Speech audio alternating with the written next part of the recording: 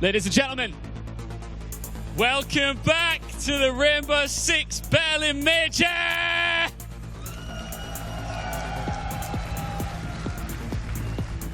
All right, now you're cooking, right?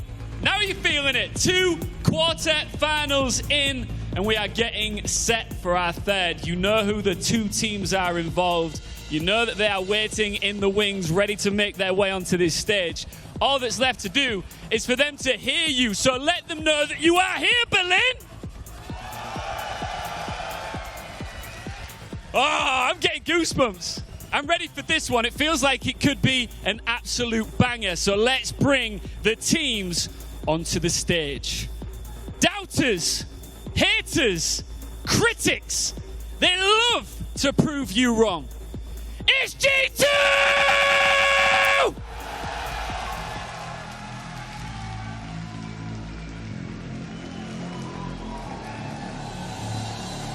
This team feels like they are playing without a care in the world.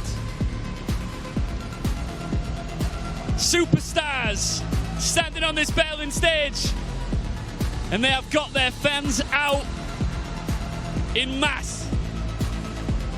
However, their opponents, full of personality, full of passion. Please welcome Rogue!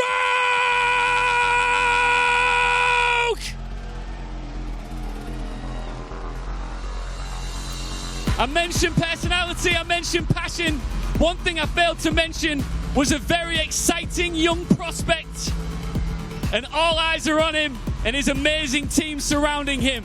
The 2 teams you see standing in front of you right here are about to go to battle in your third quarterfinal of day 1 of the Rainbow Six Berlin Major. One of them will proceed into the semis. One of them will go home. Let's get into it.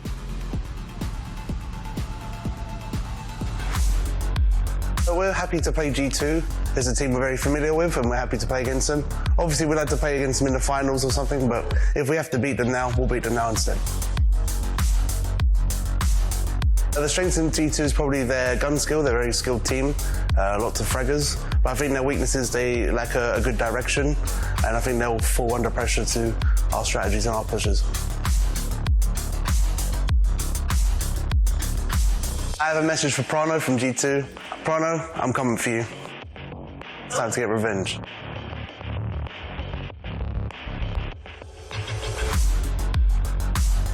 So we've had a very hard journey to make it here in the first place, but I think the lack of pressure has definitely helped us fly through the group stage, and we've came out on top, so I'm very proud of the guys. I'm feeling good to face Rogue as our first match. We're very experienced to play against them, and let's see how they face on the main stage. Talking to you, Lil Spoit, I know you have a big ego right now and you're playing very well and everything's going great for you, but I'm wondering if you're going to play just as good on the main stage in front of the crowd, so let's see about that. I'm looking forward to playing you, mate.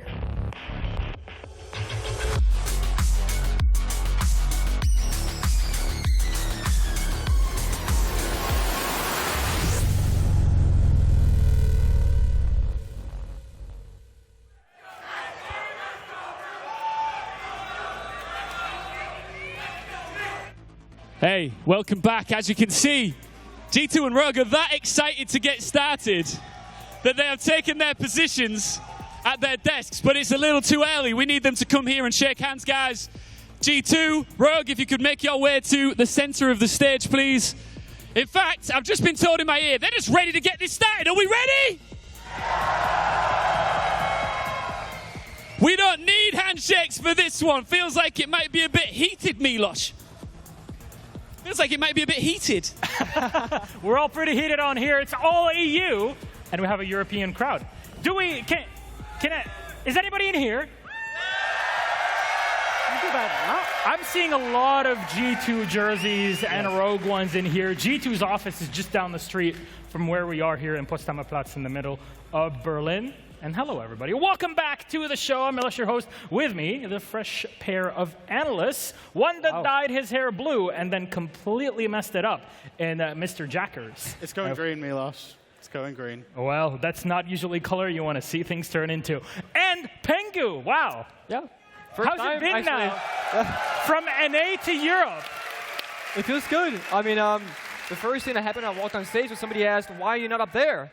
I was like, it's time for a change, you know? I'm no longer a player. I'm now a caster, an analyst, and happy to be here.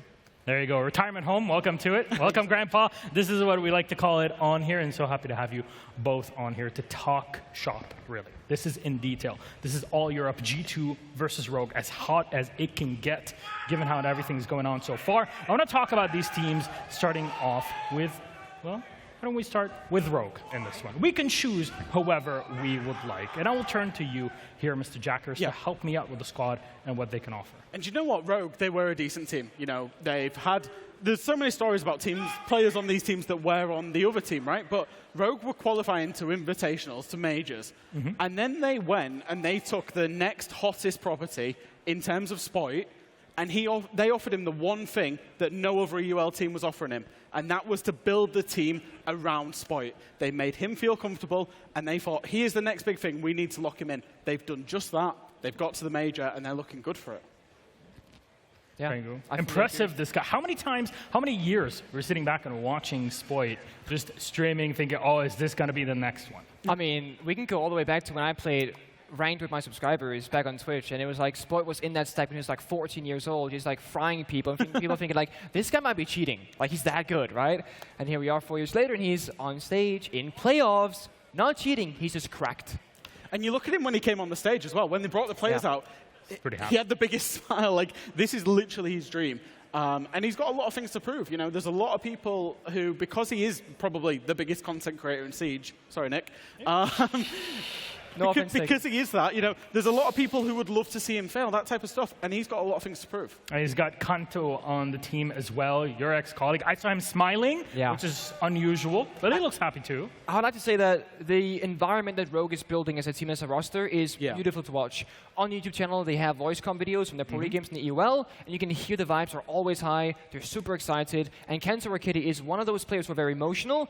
If the vibes are good, he's smiling, he's happy, he's playing better, and that's exactly why I think Rogue is finding so much success. They got a tough opponent on the other side. G2, they took a limousine from literally 200 meters away to here in the venue. We willed it to life on the EOL desk, and seems like these people are really ready to get it done. So you were part of G2 way back in the day. You built the pedigree also that they have to live up to in some ways, Pengu. How do you see the squad now doing?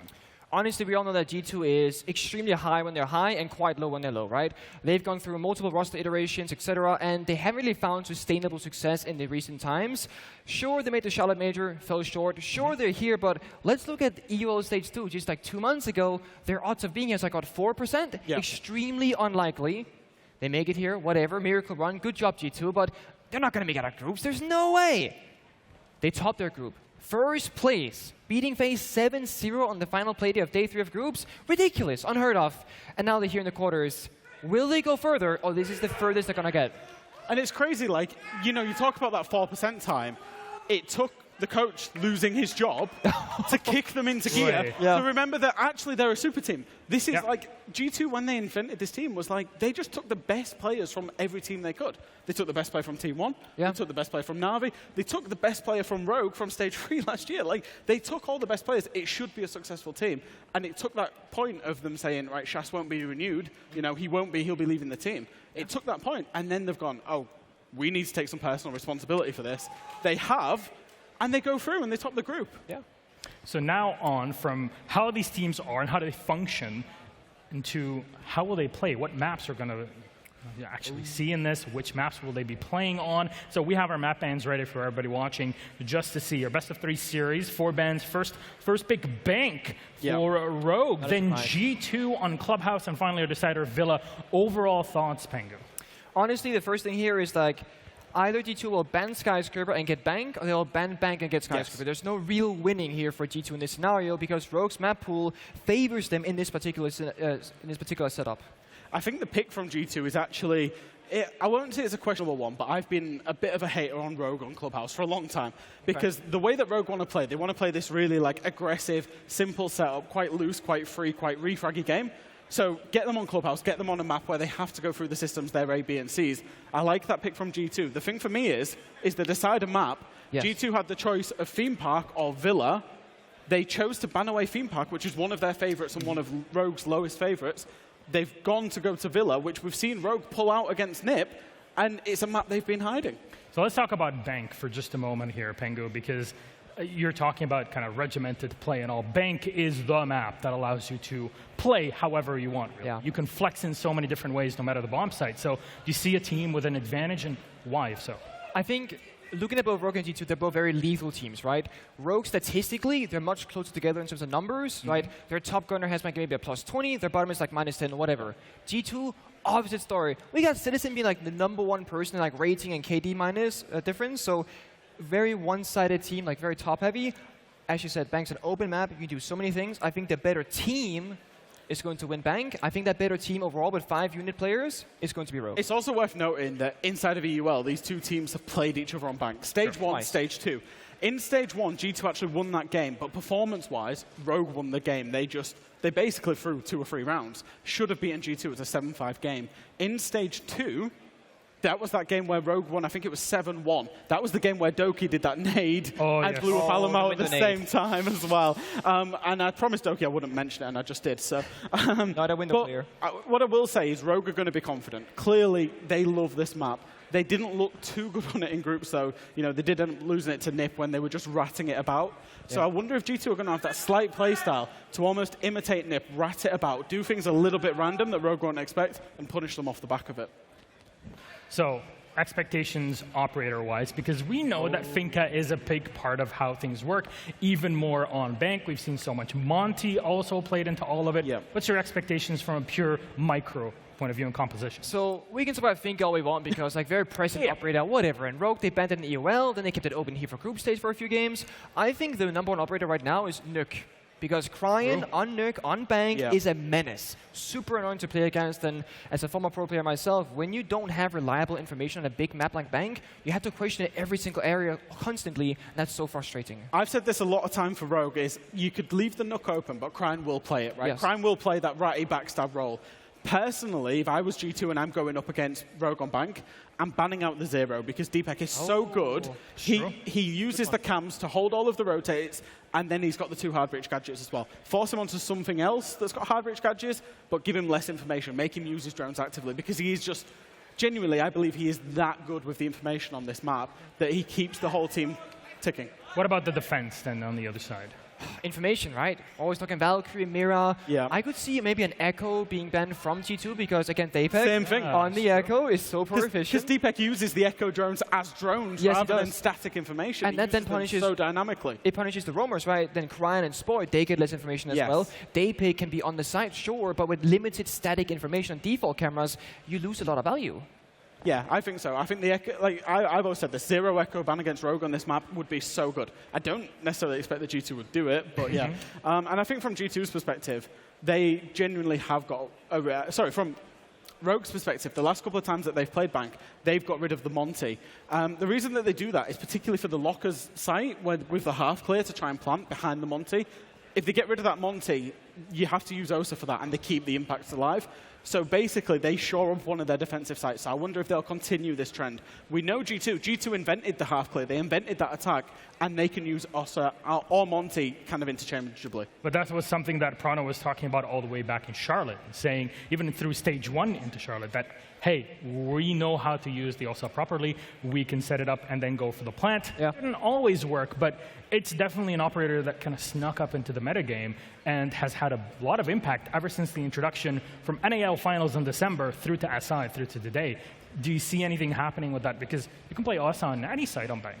You can. I mean, we all know that G2 loves to save strats, right? It's been a thing for about 2 years now. They've been saving it since you were on the team. Exactly. Even I know that strategy as well. And I wouldn't be surprised if something comes out here. If not on Bank, then maybe on Villa on the decider map, because that is the big surprise for us in the map ban phase at least. I'm sure that both teams have something up their sleeve that they've been hiding for group stage for this moment. Jack? Yes? It's getting real feisty at this point. Really it seems like both of these squads have so much to offer, but there's the micro plays that are going to happen within it all. Who can expect, Leon or Deepak really to clutch around, or Kryan to go on the flank wide in late round? Who's got to show up here for G2? Because we know that, the coach change, all of these things that are happening pretty much last minute, they got to have some sort of impact. I mean, that's one thing that we've not yet talked about, Milos, is pressure. Who's got the pressure inside of this fixture? Did G2 have it because it's close to home, they've got all the fans? Probably not, because they weren't meant to be here. They're just riding that wave. Wherever we get to is a win-win. If we lose, oh well, we weren't meant to be here. If we win, great, we carry on. Rogue, on the other hand, they've kind of built a bit of a super team of their own. Are they sitting under pressure, especially after, even though they got through, it was a bit of a disappointing group stage for them? Nick, who takes map 1? Map 1 goes to Rogue, I have to say it. I think they got the advantage there. I think unless G2 whips out some crazy operator bans like we have spoken about, I feel like if they go to a default bank, Rogue takes it. If we get spicy, I think G2 has a chance. Jack? Don't look at me, Milos. I am looking at you. I can't choose. Look, it's Rogue's map pick. Yeah. It should be Rogue. And that's the thing, but this is the whole thing about pressure. And I agree with Nick, to me, it depends on the way that G2 play this. Because Rogue, if they've been guilty, Rogue have been guilty of through group stages and through EUL on bank of just playing the same thing time after time after time, not doing anything really different. If G2 have a plan for that and Rogue play the same, then I could see it going to G2. Gents, our lobby's pretty much ready, but I want to ask for one thing that it's been a while since we've been able to do it. Since everybody's here, we got a full roundup. We got EU teams that are playing. Can I take a selfie with everybody? Is that okay? Is that okay? All right, let's get together. Let's go with everybody. Selfie? With the whole stage. On 3, you cheer, okay? I'll bob down. 1, 2, 3. Thank you very much. All right, it's all EU. On 3, EU. 1, 2, 3. I can't hear you. There you go. Let's toss it to our casters and get it all started. It's Dozen Ace. Thank you very much, Milos. A line I've been dying to say all week, Tim. This lineup is one written in the stars. We know exactly what's coming between these two teams. No holds barred. It's going all the way. Tim, normally we love a little intro. We do. But I don't think we need to do an intro because these guys are making all the noise for us. Are they going to do the intro for us? That's your cue to scream and cheer. We'll take it as we go. That'll do. But there is so much to look forward to. The best part is, yesterday, breaking the fourth wall again, Tim was doing a bit of prep yesterday to share doc. I went in afterwards and added a little fourth page on there, and my headline was titled Beef, because there is so much between these two teams. You've got old teammates against old teammates. You've got potential retirees coming through. There's so much to play for, and it's on Bank, a map that has got so much history between these two teams, Tim. It does, as you say. We've seen Rogue have the better of it recently. Whether that's a little bit of an omen for G2 or not, we'll see. But G2 have certainly showed their capability on Bank as well. I've got a feeling there's going to be a lot of heat, a lot of spice in this first map. Bank, for me, is one of those that we've seen these teams play on twice so far this year. Back in Stage 1 and in Stage 2. The first time G2 won 7 and 5. Yep. On the day, I felt Rogue were the stronger team, unfortunately. Coming into Stage 2, Rogue 7-1 them. With Spoit added, they were next level. Well, that's the point, isn't it? Stage 1, there was one component missing for Rogue, and that was that player, that name that is going to be on our lips plenty today. It was Spoit to come in. He's made such a difference to this lineup. Don't get me wrong, the others have all played their part, and I love what Rogue are doing as a team, but they have taken it to a new level this stage. As you can probably guess, guys, we are going through a quick reset up of the lobby here as well before we get underway with things. But the thing is, we've got fans from both sides in the room. G2 are that little bit louder at the minute. They are. There's no two ways. But I mean, if you're supporting Rogue, you need to be competing here. You need to be getting the volume Tim, up. they can't hear us right now. Absolutely not. Which is rare. Because normally, you especially, you love filling a room with noise. We'll see as the game goes on. We'll see who can be the loudest in here. You know what I love? It's the little things that we've seen over the last 24 hours between the two teams as well. Like, Crime was trying to get inside Prano's head and walking off the stage. I mean, we could see it all on the walk-on. There's so many mind games going on between these two. It's just... Toki's giving us a wave. Hi, Toki. They just... Yeah, there's just so much going on between these two teams. I love that Rogue all came in with their flags. In their own ways, both of these two teams aren't just ready for this match, but it feels like they're ready to put on a performance for us. That's what it's all about. And I'll say it already. I'm hoping this one goes to a third map. I want to see every single second of this matchup that we can. Dare we try and beg for something that exceeds what we saw? Oh, there's a few Rogue fans turned up. There's a bit of booing. There's a lot of noise in general. The thing is, this is what we've needed in Siege. It really is. A real rivalry. And look, everyone can sit there and go, oh, there's a bit of rivalry between these two teams. But genuinely, between these two, I guarantee you, one of them after round one will be on their feet screaming. Oh, there's no two ways about it. Absolutely no two ways about it. We can already see the banter going back and forward. The crowd is getting so loud because it's the teams gassing them up at the minute, and they're just competing with each other for whose fans can be the loudest. And that's before we've even started competing in the lobby. This is an electric atmosphere before we've even had a single shot fired, Des. I thought for a second then our observer was going into settings to turn off text chat because they know what's coming. It's going to be full of beef. I've got zero doubt again. Really looking forward to this one getting underway. Talking about playstyles for a quick second as well with these two teams. What we've always used to say about G2, they're a hero play team. They love making these big flashy plays, and that was what won them the game against Rogue. Back in stage 1, they had 5 multi-kills between Doki and Citizen. 3Ks or 4Ks that carried them through some rounds that they should have lost. That didn't happen in stage 2. Yet what we've seen from G2 at this competition, in my opinion at least, is them starting to play more like a team. They're moving as a group. They're doing what Rogue do. And equally, on Rogue's side, a really structured team. You're starting to see them being willing to kind of say, let go of the leash a little bit and see what these star players can do. So sort of borrowing ideas from each other, that it's now really coming to a head that, like Fresh was saying on the desk, it's impossible to call who wins this one. It really is. You know, if we look at the performance through the group stages so far as well, you talk about star players there. You know, we have to mention Citizen. He has, in terms of rating, been head and shoulders above the other 9 here. Don't get me wrong, everybody's played well. Everybody's pretty much above that average mark. But Citizen has just been, you know, away in another league through group stages. And obviously G2 going to be hoping that that can continue today. Rogue going to be looking towards Spite, looking towards Kanto, to be able to provide those kills, those frags, those numbers that are going to compete with somebody like them. Do we need to say anything else, Tim? I can't hear myself think. It's honestly, this is the first time. I mean, the NA crowd in Charlotte were fantastic, but this is the first time that I'm having to turn my volume up so that I can hear myself over this crowd, because this is our all-EU quarterfinal. It's the one that they've been waiting for here in Berlin. It's G2 versus Rogue.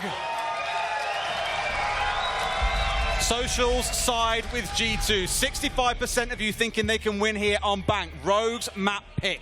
We step into Clubhouse as our second, Villa as the third. But first, let's take a look at our operator band, see who will not be partaking in what may well be an epic showdown. The Nook taken away, a target ban against Cryin, who acknowledges just as much in all chat himself.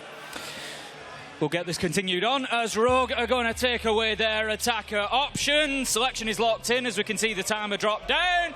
And it will be Montagna. Okay, we're taking away our big shieldy boy, Des. Prana's got questions like, why? We haven't really played Montiel that much. G2 haven't been a massive shield team for the longest time. So, yeah, definitely we a bit of a strange did see some ban. good shield use from Alamo on Bank previously, if you remember. I'm talking 1 or 2 rounds, though. Doki saying hello to the crowd in chat. I'm pretty sure that'll get you a penalty of some kind, Doki, but here we are. I'm super excited to see what the last couple of bans are as well. The Valkyrie and the Mirror, nothing particularly special, admittedly. I don't know why I was so excited, Tim. Those are very, very standard bans on this map overall. Things like the Wamai now stay open, and knowing how much Rogue love playing behind vertical grenades. Here I'm looking at things like the Finker being open, the Iana, the Sledge, the Maverick. You may well see tons of them coming out throughout this first half where Rogue start on the attack. We're going to be heading to staff and open area for our first site. It's G2 on the defence. They're going to kick us off and see if they can hold on to this one. There's going to be a lot of top floor presence from G2. Honestly, Des, this crowd is making it difficult. Going to be a lot of top floor presence, I would imagine, from G2. They're going to try to stop Rogue taking that vertical control, getting up above them and being able to lock down those vertical angles. But as we've seen teams don't want to overcommit to that top floor either. The last thing you want with a big site like Stafford Open, which is a big site when you look at those 2 rooms, you don't want to be left with 2 or 3 defenders left. You need bodies for the end of the round.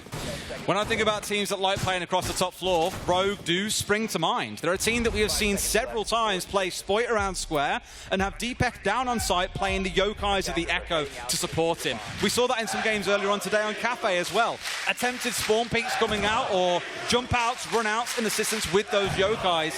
We're seeing an era of Echo play that doesn't rely so much on plant denial anymore. It's much more about the information it gives to the defenders, because with Finka being so strong in the meta, they need every advantage they can get.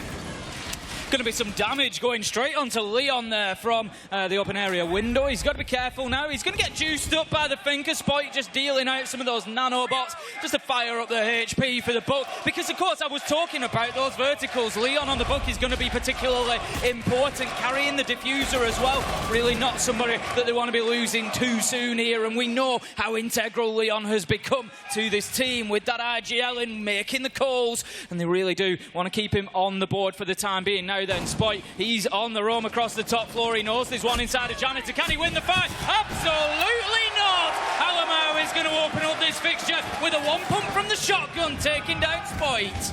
Normally a bit of team play might follow through there, be things like flashes to support in that kind of engagement, but Spoit left out high and dry on the push through. No nades leading in, and Alamau collects a freebie. A couple of seconds later, though, we have seen Virtue go down. The thing is, being on that Thorn, you don't lose a whole ton. Think about Spoit going down. You lose the juice, you lose the nades, you lose the Gon 6. Virtue's already got those razor blooms down and out in the map, so it's no massive loss. And Citizen blowing his arch nemesis in Leon sky high with the C4. We're at the halfway mark now, and G2 getting themselves a reasonable advantage here coming into the second stage. As I say, it's a big area inside of that site to try and lock down, and they've still got 4 players to do it, whilst Rogue is struggling behind a little bit, not managing to match them on the kills at the minute. Alamau not being moved, and Alamau is that man over at this point. They've got the extra man, and he can stay on those main stairs and just try to really stop any push on towards double door. He can rotate underneath, he can hit them from the top of blue stairs. He can just make Rogue life a nightmare here because they don't know where Alamau is going to appear. Kanto, for the time being, he's trying to work down from that janitor hatch. With 50 seconds left to go, he's sending in the Iana clone, but they need to get moving here, Rogue. They haven't disrupted anybody on site yet. What I love from G2 here is that one thing I criticised them for on Bank the last 2 times they've played it is often they'd spend far too long sat on site. By the 1 minute 30 mark, all be back, but you've still got Alamau roaming in the basement here as well, looking to backstab Crying, who I think has no idea. That smoke gives him a bit of cover, but Alamau could just try and push through. Of course, smokes aren't opaque. You can still choose to go through if you choose. At this spot, holding back at least for now. Kanto still on the above. We get towards those last 15, and Prano almost going down through the soft wall. Kanto goes for the drop, trying to find 1 man. Down goes Prano. There's 2 left on site. Deepek's hunting his man. He gets 1 before he goes down. Alamau, all that's left standing, and they know where he is. They have the diffuser in hand and can try and make this plan happen, but Crying has to win this 1 versus 1. Might be able to get this one stuck through. Shotgun round, and Crying lands the closing kill.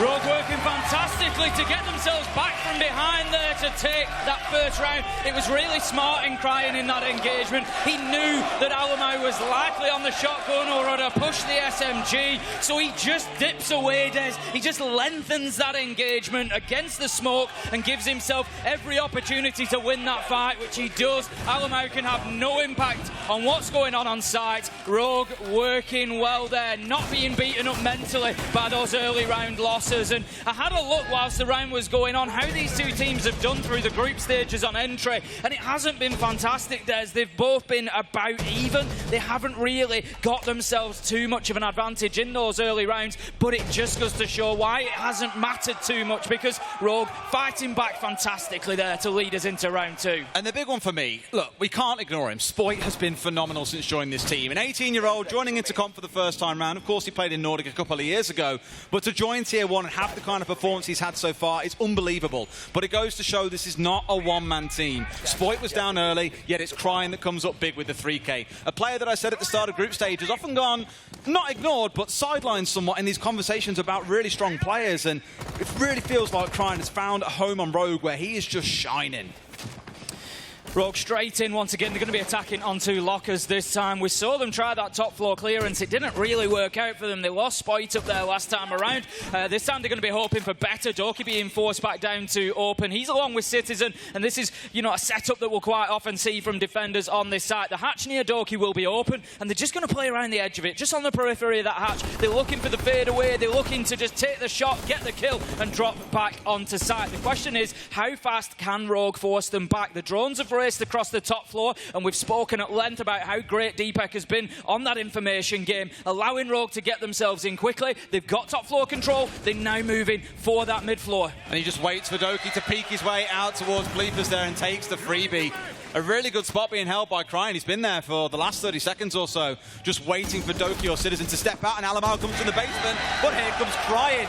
5 kills in 2 rounds, Tim. He's feeling it. He really is, and we know how dangerous a player he can be. Citizen's in an important position here. There's pressure mounting on main stairs. Spoit is locked in, but the clock will force some action from him at some point. Citizen can hold this for the next minute and a half if he needs to, but he does need to hold it. He needs to make sure that he doesn't give up his life there, but the problem is he's likely to start facing some pressure from nades. Spoit still has 2 in hand, haven't been used. Kanto 2 in hand as well, so the utility game is going to work against G2 as well. So much so, Citizen drops himself back into sight. He's going to try to hold those stairs through the soft wall instead.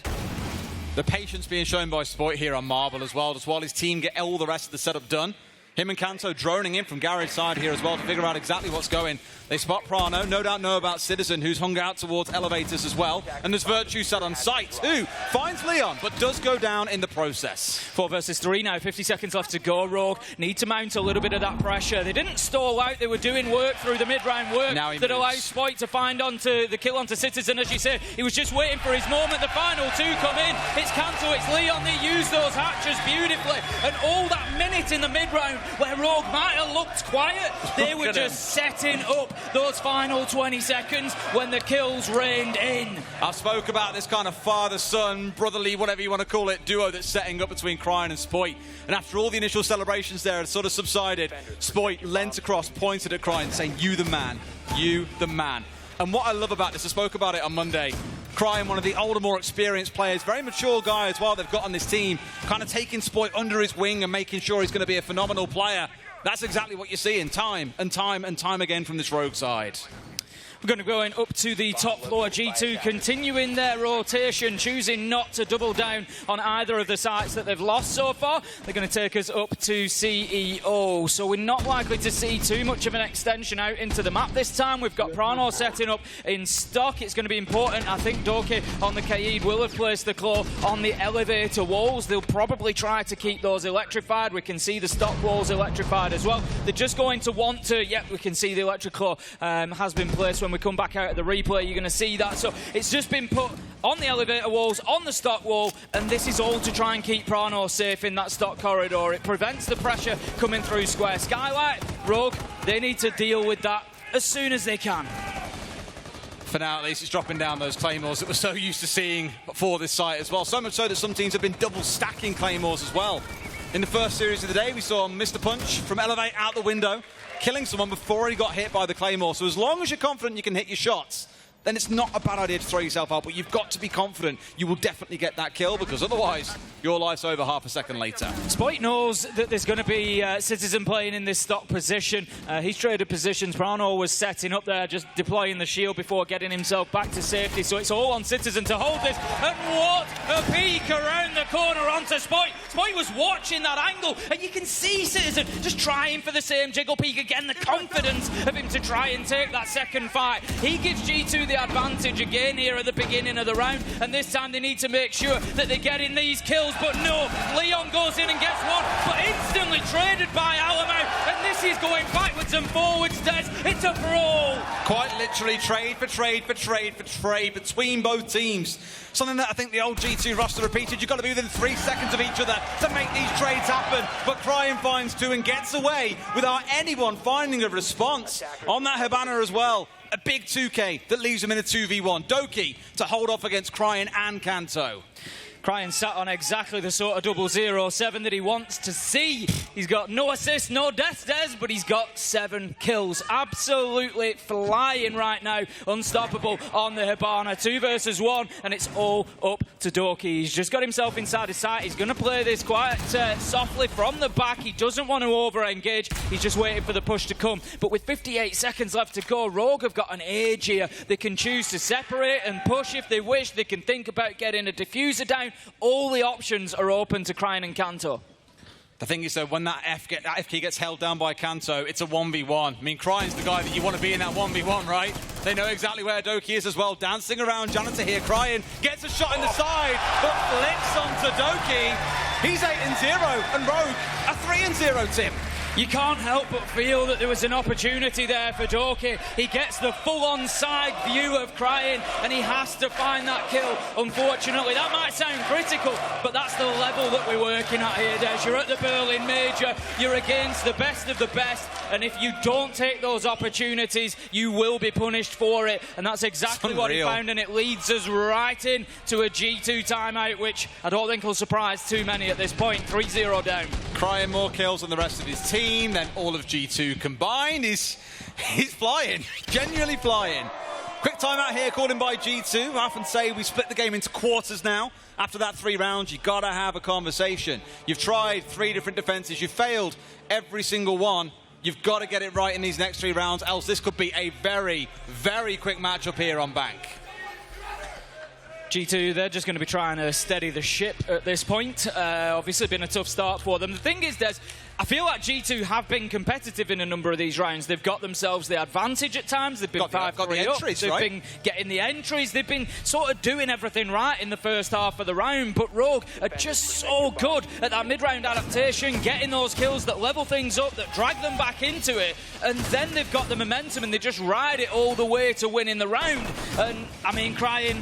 What do you do about Cryan at the minute? He's absolutely unstoppable. And the thing is, he's not playing like a thinker and playing hard on the entry, juicing himself up, running in with the LMG. He's been rotating through a few different operators. We've had Twitch, we've had the Thatcher, we had a banner last round, now he's back onto the Thatcher again. So 3 different operators, 3 separate multi-kills. Going to be heading back up to CEO for round number 4, up to the top floor.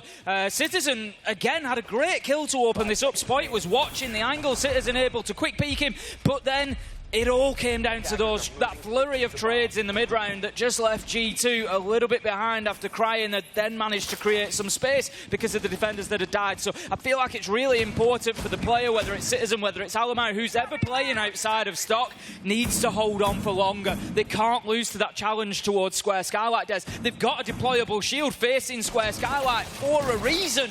You can't lose the gunfight there. And here, Leon finds Citizen again. I keep on speaking about these rivalry between these 2 boys. It's always been heated in EUL, but this is the time where it really comes to a head. And so far, Citizen, the top-rated player that we had throughout the group stage, nowhere to be seen.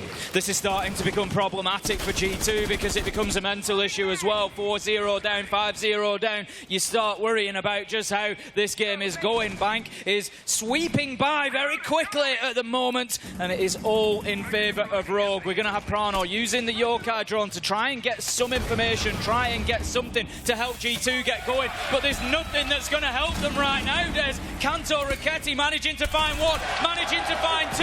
Prano shuts down Leon, but it's 1 versus 4. It's all up to Alamau, and there is an age of time left on the clock. And what I love is Alimau was the player that demolished them in the earlier rounds. He was the guy sat inside a Janitor doing a lot of damage and getting the entry onto players like Spoit. Now that he's all alone, he's got all the work to do. Cryan knows where he is. Spoit's coming in for the assist. Will he see him in the back corner as he comes swinging in? Sees him crouched down and finds the kill. Rogue cannot be stopped. Cryan finally has been stopped. That's going to be his first death of the game so far. It took all the way to round number 4. And maybe that just gives G2 a little bit of a jump start. They think, well, at least we can kill him. The thing is, G2 have got to find something. They've had their time out. They've just been demolished arguably harder than in any prior rounds. In fact, I think in round 2, they also had 4 still left alive Rogue on the close of the round. They did the same just now. Down we go to open area and staff. And I'd like to think here, G2 aren't yet at a point where they're writing off this map and saying we cannot recover.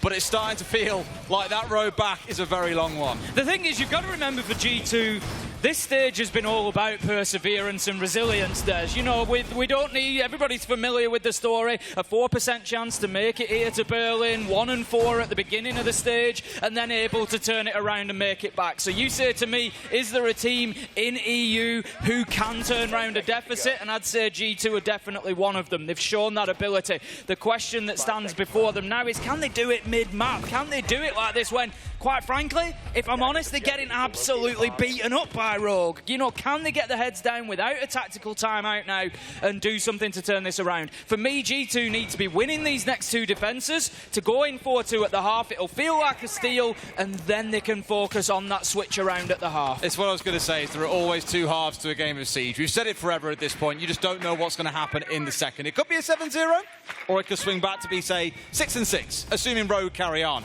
Virtue taking matters into his own hands here, though, putting down Crying. He's been a real solid backline player for the team so far in this competition, but here he is in the Malusi, getting out and about around the map. Spike looking to get in there and find the man inside of Archives. It's going to be Citizen on the Thunderbirds. He gets a little sniff of him, takes his shot, but just can't quite land them. That gives away Spike's position, and Prano beautifully steps up with a long-angled headshot onto Spike, leaving us now in a 5v3. But we've been here before, G2. We've had this man advantage. Can they hold on to it? That's the big one. You find the entries, can you then convert the round off the back of it? And knowing G2, they should be able to. The thing is, there's still 2 minutes of playtime left. You got one player up on the top floor for Rogue. You got Deepet pushing in through lobby. So not so much split, but still a lot of ground they can cover here and get themselves inside the building. I'm looking towards Leon, also up on the top floor. So with that top floor control established, now you're starting to think about the downstairs without getting picked off anymore, as all of G2 players have dropped downstairs. Citizen still hasn't been shifted from inside of Archives and Tell, as he knows that Deepek's out there and he's just trying to get that angle, trying to get that shot. He doesn't want to overextend, and that's exactly why, because he knows the angle's being watched. This is smart from Rogue. They've teamed up to try and cut Citizen down, but you just can't always do it against a man like Citizen, as he manages to find the headshot. Alamau with the nitro. G2 could be winning their first round in style here. They're cruising towards a flawless round. It's a 1v5 for Kanto. Can he prove the ability that he's already shown us once again? Headshot onto Citizen, the first of 5 steps. I'm not too sure he can here. He's going to be pushing in towards Bleepers when there's Virtue off down low and 2 players holding inside of sight in Alamau and Doki. So Kanto's got to play this one nice and, well, I say nice and slow. He's got 45 seconds to play and 4 players to kill. Average out about 10 seconds a player, and you can make your moves. Here he comes in looking for Virtue here. Alamau on the swing. Kanto should find himself finished off very comfortably. Alamau, 3 kills in the round, and G2 finally give their fans something to cheer about. Desperately needed that round, as I said. Really, they need the next as well. A 4-2 half for G2 will feel like a little bit of a steal, given how things have gone so far and how tough Rogue have made it for them. And you just wonder, with Rogue again, they've ridden that wave of momentum at the beginning, but are they going to be able to continue that pace when the sides switch? If G2 have got those final 2 rounds, is it going to be something that they can keep rolling with? Again, I like what Rogue were doing in the last round. They recognised the problem of Citizen inside Tellers and Archives. We know that usually defences will extend into there for an open and staff hold, and they tried everything they could to get Leon and Deepek on opposite sides of him to create a situation where Citizen had nowhere to turn, but unfortunately he did manage to turn, and he turned straight into a headshot onto Deepek to get himself out of danger. Round number 6 then, we move on to, it's going to be a basement defence to finish things off on the defence for G2. All right, if they do get this 4-2, Tim, it will feel like a steal. Genuine daylight robbery. Oh, 100%, 100%. Rogue in those first 4 rounds didn't even let G2 look competitive. And now G2 have had 1 solid round. If they find the second, 4-2 is a real smash and grab. So we'll see what the game plan is here. You've got Doki roaming out towards lone office pretty much straight away. Most of us playing on the downstairs. He's really going for a true rat player here, it feels like, Tim.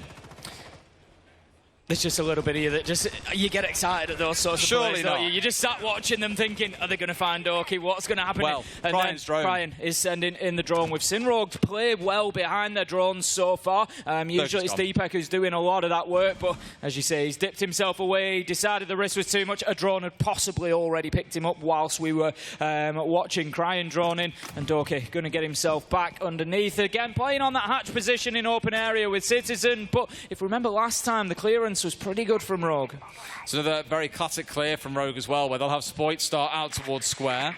A drone or two at his feet to see him through the top floor, and once it's cleared out, they know they can step in and start their work on the downwards. Now, obviously the concern here is any potential C4s coming out. You've got Citizen, who's playing just below Logi. If they try and step inside stock, if they step inside a stock, you're in a world of hurt. Don't really have any reason to go through there, but these two players on G2, Doki and Citizen, should be ready to drop away here as we get towards that halfway mark in the round. It's just about, you know, choosing the right time, because we saw the damage that Rogue did from the hatches last time. The final 2 kills came in from Kanto and Leon playing on those vertical angles. So at this point, halfway mark, that's not bad. They've burnt a minute 30, but Rogue are still going to have a reasonable amount of time. They didn't really push towards blue stairs last time around. Don't get excited. It's just the clone, as Virtue manages to take that down, but they know that he's there. But to a degree, if you're going to use the hatches and push main stairs, you don't necessarily need to do anything about Virtue other than just holding the flank.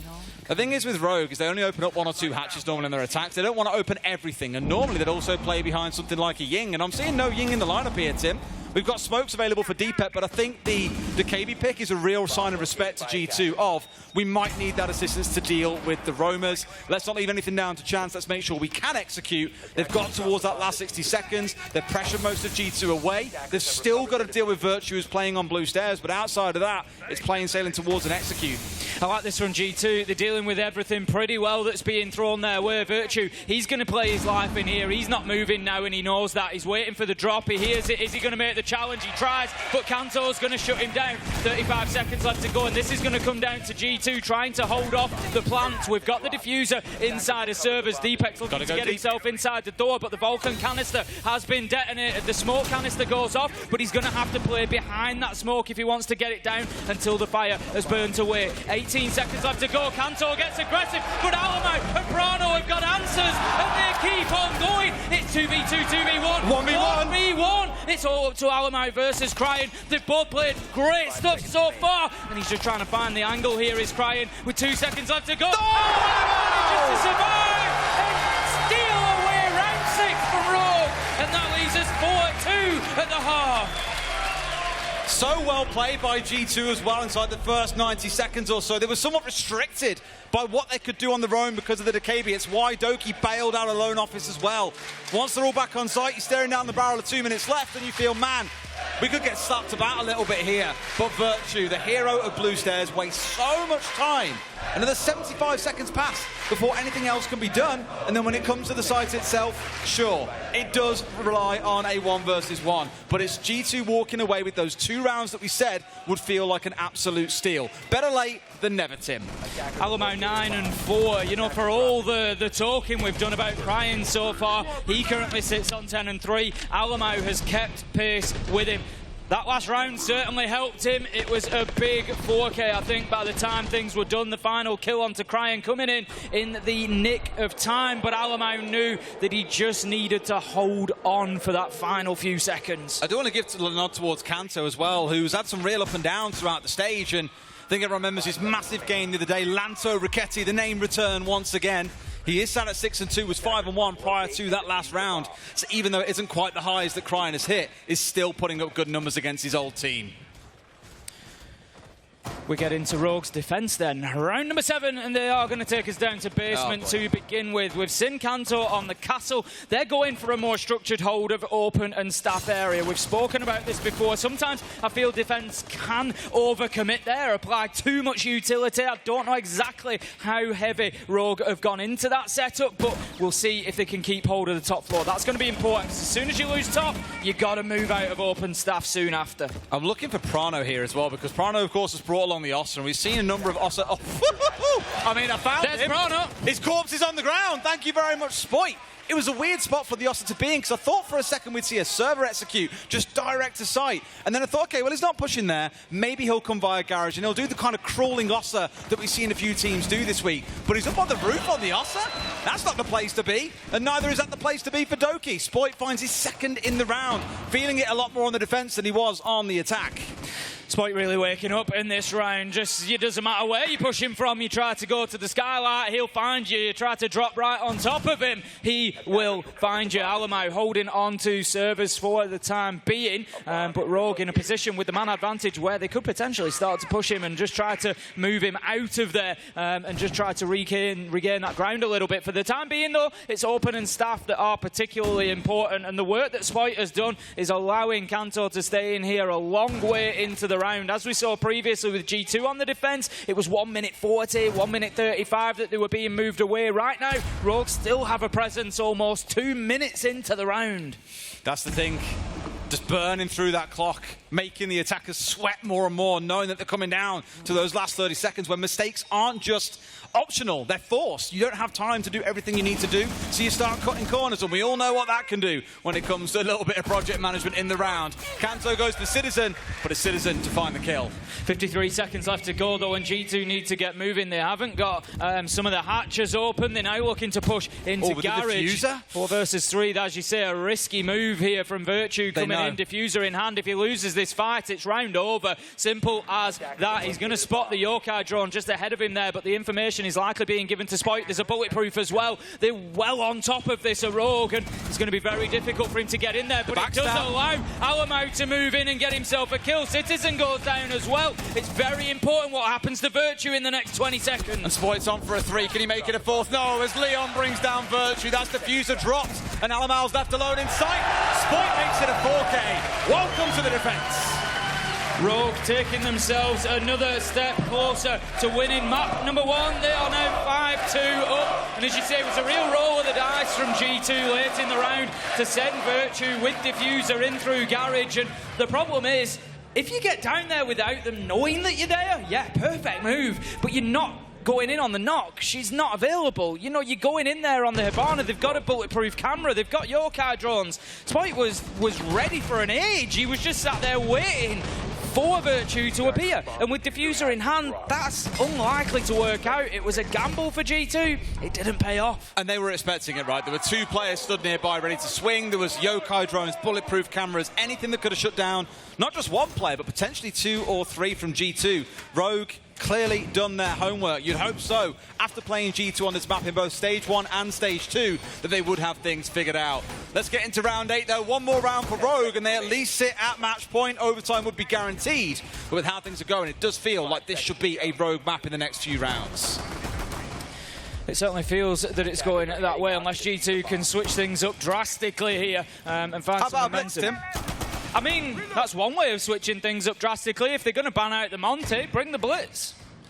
Just a case of whether to try and push it through here, whether it's coming up through lobby stairs, whether it's coming in towards square side. Not normally the place that you'd feel a Blitz should go. Really, lobby should be the point of entrance for Virtue. But for now, at least, he's up on the roof, just like the Ossa was in the previous round. Don't know what it is with G2 and getting shields up on roofs.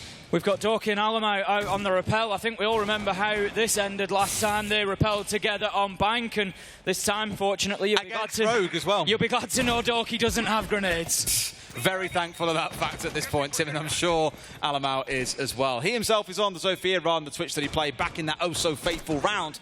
But I'm looking at G2, and I'm seeing that Ying on side for Doki and Virtue. You're just going to see a real explosion here. You're going to see Doki tossing Candelas in, smokes raining on through, general chaos, and that is when Virtue will be able to find his kills. And I like, in a way, although almost giving Virtue a chance to play these more aggressive operators and be at the forefront of the action.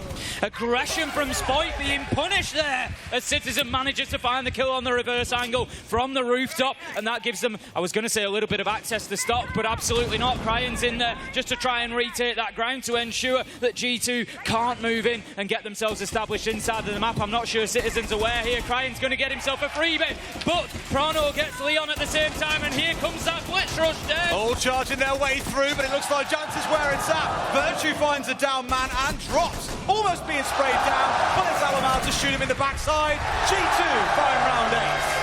And what a round that is for G2 to find. They're in a position now where one more for Rogue leaves them on that point. It gives them very little wiggle room, so every round that they can grab now really piles the pressure on Rogue. It starts getting into their heads. Are we going to close this out, or is this the comeback starting? G2 managing to find round 8 and just bring it that little bit closer, but you can't get away with that every round, as you know. You're not going to be able to use that sort of cheese play of bringing along the blitz and forcing your way in. It was very well orchestrated. I like it as a strat, it worked, but they're going to have to be able to win rounds in a more quote-unquote normal fashion as well. They are, yeah. Rogue now setting up inside a staff and open area, bringing that castle along once again, it's worth mentioning.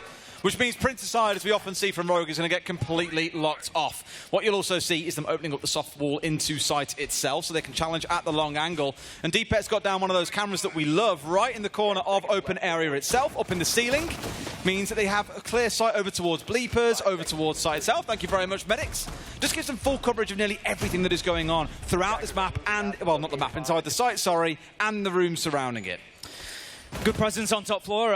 One to keep an eye on is, and he has been throughout the game, is Cryan on the Oryx. The little bit of damage that he's taken has just been him dashing through a wall to create a rotation. There's no team damage been done there, but keep your eye on him because mobility is going to be key for him here. We've spoken about this top floor. We've seen the teams go in and try to clear them out, but now, with that Oryx on side, G2 at no point are going to be confident at all times that they've got it locked down. They're maybe going to have to use those Claymores of Alamau just to put across those hatches to prevent that return to the top floor for Cryan, at which point it could be on a huge flank depending on the stage of the round. Kanto holding a disgusting little angle through onto the rappels there. One they can't easily challenge until they're through the window, and by then it's probably already too late. You know, 2 or 3 of them at this point, not too sure. You've got Citizen who's just worked his way in from ATMs as well. So G2 inside those first 60 seconds, mainly focusing on the drone work here, getting themselves inside the map, collecting necessary information. And one thing I've paid a lot of attention to this week and throughout Stage 2 is the drones. They've got most of those left, but it's Citizen again down in the entry. 5 and 9, nothing like the performance that we've seen from him so far at this competition. Leon finds out the clutch master himself in Alamau, who was 12 and 6. Now you're looking towards the other 3 players on G2, who haven't really found too many kills in this game. What a start that was from Kanto. There's absolutely no way that he should have been winning that fight. Cryan takes down Doki as the first Candela goes in, but it's going to be useless as there's nobody left to push behind it. It's 2 versus 5 now. G2 have got plenty of time, but it's about the only thing they have got on their side in round number 9. It's really turning into a tough prospect for them. Prano, he's just trying to push onto those archives window. Kanto shuts down Virtue. Prano manages to get it down onto Leon, finishes the kill, but it feels like it's going to be meaningless at this point. Rogue have dipped themselves back into sight, and they're happy to just hold their angles. They know that Prano has to be the one to push forward. He has to take the onus and try to find these kills, and Rogue are playing this smart. Look at the position. There's no way you go in and just kill one of them without the other making it a trade. It's going to be Cryan to find that final kill.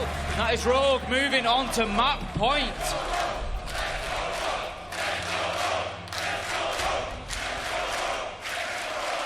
The G2 fans feel a bit quiet, Tim. Certainly not like it was at the beginning. No, I don't blame them either, because it's been a bit of a rocky ride. We spoke about those 2 rounds they won at the end of the first half being a bit of a smash and grab. Although they didn't play the rounds themselves badly, the first 4 rounds really made you feel like Rogue were ready and set to run away with the entirety of the half. They at least got something here and have got 1 round so far on the attack. But they're out of chances now, Tim. There are no more extra lives. You've got to get it right 3 more rounds in a row, and even then, that just guarantees overtime, not a map win. Looking ahead as well, G2 have got Clubhouse as the next map that they're going to be going to. Their choice. Their choice. So they may feel a bit more confident in you know, moving on there, but we do feel like Bank is a map that maybe G2 feel you know, is one that they're at least capable on, if nothing else. But Rogue have really shown us a bit of a masterclass here. They've been absolutely all over almost everything that G2 have tried to do. Rogue have had an answer. They have, and looking even here now, they're taking no not really any minimal precautions. They're going to the max. They've got things like the Yokais on side once again from Deep exploits out on the roam. You'll have Crying on the Warden, and that Castle still coming along to cut down some of those sight lines. So not looking to go too aggressive here with their lineup, just playing it very sensibly and making sure everything is considered. For G2, they'll have to find a way to punch through. I'm looking towards the nade stack they got here. There's no Jaeger, there's no Mai on the side of Rogue, but there are 6 frag grenades in the back pocket of G2. So look for those to be finding targets, and specifically looking at Citizen here, because throughout the group stage, he has been on point with throwing those nades, especially laterally rather than vertically, which is what we tend to see these days. Exactly that. We haven't really seen too much punishment dished out, not just from the nades, but from the gun of Citizen. G2 fans, I'm sure, going to be hoping that he can have a big couple of rounds here to keep them in things. 3-6, they sit on the scoreboard. Alamai looking to get himself in through the basement. Once again, we saw him move into server and claim that map control. Previously, we're going to have Crying on the mid floor though, and G2 need to deal with this and make sure that the roam is cut off, but Crying at least might struggle to get himself back to site. It's going to be main stairs or nothing, because Alamau is now inside of blue. Crying's going to be taking half damage there, and he's being chased down. They do have the hatch open inside of admin as well. It is also blocked off by a laser gate, which is what Kanto has just dropped through. So an alternative hatch being left soft here to what we're used to seeing on this site, which is the one inside of open area itself, which might be causing a little bit of confusion for G2, who, it's worth mentioning, have changed up who's playing what. Think about it, it was Virtue playing Hibana on this site last time round. Now it's back to Prano, Virtue's on the Iana. To me, it just feels like they're not really attacking with a concrete plan here. It's kind of a, as we go, we'll figure things out. Alamau manages to cut down Cantor with a beautiful reflex shot as the castle moves across the site. Crying is deleted as well as Doki manages to find his man. He's been waiting above for the longest time to find that roamer. Citizen now able to start using those hatches, but here come Rogue on a potential flank days. Are they going to catch G2 out? Needs to see if there's a drone watching this one. Doki sees Deepek at the very least. He's going to swing here, but Deepek wins those ones. There's 2v2 now, essentially coming inside of open area as Spoit and Deepek are thinking about the retake, but they've deleted them completely. It's just Deepek left standing as Prano goes in for the plan. G2 taking the opportunity very smartly, recognising everybody's offside. Let's get in, let's get that diffuser down. Prano does exactly that. They've had an average of about 2 plants per map so far here in Germany, and that looks likely to continue as Prano manages to get himself a plant. G2 get themselves around, and they keep fighting for at least one more. 6-4 now. 2 more to go at this point, boys. The thing is, Rogue obviously still have the option of a tactical. As I say it, they're literally calling the tactical timeout. I was going to say they have the time to have a conversation, but the small consideration they have to give themselves is you're also giving 45 seconds to G2 to have a conversation to improve things here. And given they're starting to ramp up now, it's not super convincing, but they are on the way. You may have just handed them a lifeline, boys. I'm sure it will have been, a consideration of the team and Meepy there as to whether it was the ideal time or not, but ultimately seeing more value in the discussion they can have than maybe the time that they're going to be handing G2 to have their conversations. But right now, and maybe just feeling that it breaks them, it stops G2 gathering any pace. They've only had 1 round at a time so far. They haven't managed to go back to back yet, and they could maybe have just done with loading straight into the next one. But G2, they looked a lot more clinical in that round, particularly that shutdown of Crying on the roam was beautiful. As soon as they recognised that the open area hatch was closed, they knew exactly where he had to go to get back to site, and they just cut off every option for him to be able to do so. Well, here we go then, potentially our last round of the game once again. G2 have held on for 1, but can they hold on for another 2? If they do so, overtime awaits us all. Our favourite word to say in Siege, it feels like, Tim. There's a little line that I might say if we get there, Des. Just maybe. Possibly. The thing is, you teased me with it all group stage, but you stopped short saying it. So I've got to say something, and I was like, you did. Which game was that? It was one of our last ones? A lot of our games went to overtime. Both of our last 2 games in the group stage went to 15 rounds, which really deserved, I think, at least one statement. Yeah. I mean, it was my fault because I said I'd like to give my rest a voice on the last day of groups. So then the final 2 maps went to 30 rounds. Well, here we go. Doki looking towards that Ying once again. So many teams have been leaning in towards this. The Space Station, the team in North America, many of you will be aware of. One of the best attacking rates. And when I spoke to Lycan, he said this, a lot of that is because we see the opportunity to run a Ying. We'll run a Ying and just hit them hard on sight, and they've got nothing to do. So for Doki and G2, looking in towards much the same here. Protect the VIP, as Doki will be the one carrying that useful cargo. Those 4 Candelas and the 2 smokes in back pocket could be everything for this execute. It could. I'd like to see an opportunity this time for them to get inside. Obviously, last time we saw this attack, it was built more around that blitz push, and it worked out perfectly. This time, I think we're going to have to see the Smoke and Candela execute and getting that diffuser down. But obviously, there's a lot of work that needs to be done to soften up sight before they're able to do that. Virtue is definitely thinking about starting that process. Wants to get himself into main lobby, likely move up Spiral Staircase and just pressure Kanto and Leon to force them out of office, force them away from playing Banana. This is going to stop Crying from moving down and being able to get too aggressive, but the Kiva barricade gives him that option back. It does. That's the beauty of Azami as well, since she was introduced, is you can just turn bad points to defend on sites into something completely different. But obviously, when you want to defend around the map with the Azami, doesn't matter all that much. When you've got a Ying station on the window, potentially 4 nades coming pushing in from ATM's side.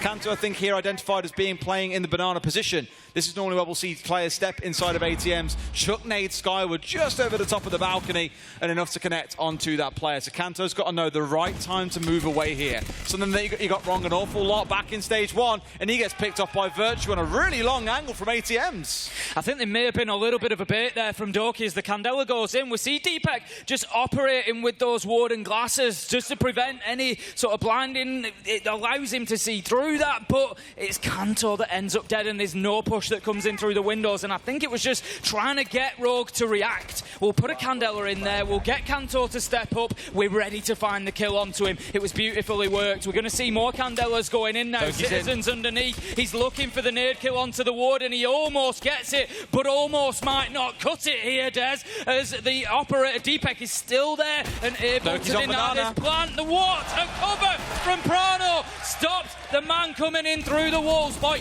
does manage to get Doki. It's coming down to a bloodbath inside the site. G2 currently on top. It's 3 versus 2. The thing is, they've got the diffuser here, Tim. G2 are now out of sight. And although Cryon is playing out towards top white, you've got Deepak inside of Janitor. G2 are a little bit scattered. Virtue and Citizen coming in from lobby side. Prano on square, and this could be a Rogue sandwich coming up. Both super low health now left for Rogue. They're about 5 HP in a dream, and Citizen turns it into a nightmare as G2 get themselves another round and take us to see at least all 12. What I loved him, I've just watched up on the balcony there. What happened after the conclusion of that round? I'm so used to seeing Citizen being the one that turns to his team and talks as we get towards this point in the game. But there's something very different about G2 today. For several reasons. One, Virtue's the one that turned to his team and straight away was talking about the next round. Prano, Citizen, Doki all smiled as well. All feel good. I've seen G2 in so many situations where all hope looks lost and they're bickering. It doesn't look like a full, complete team, whereas now, that is a very different story, what I've just seen on that balcony. I think sometimes Virtue, and I could be wrong in saying this, but I think sometimes he's that sort of, that calming influence. Do you know what I mean? It's like, right, we're getting down to the absolute business of it now, and that's why we're seeing Virtue say, right, come on, you know, we're on the road here, this is how we're going to get this locked down, and Virtue just bringing that sort of steadying, calming influence into the team.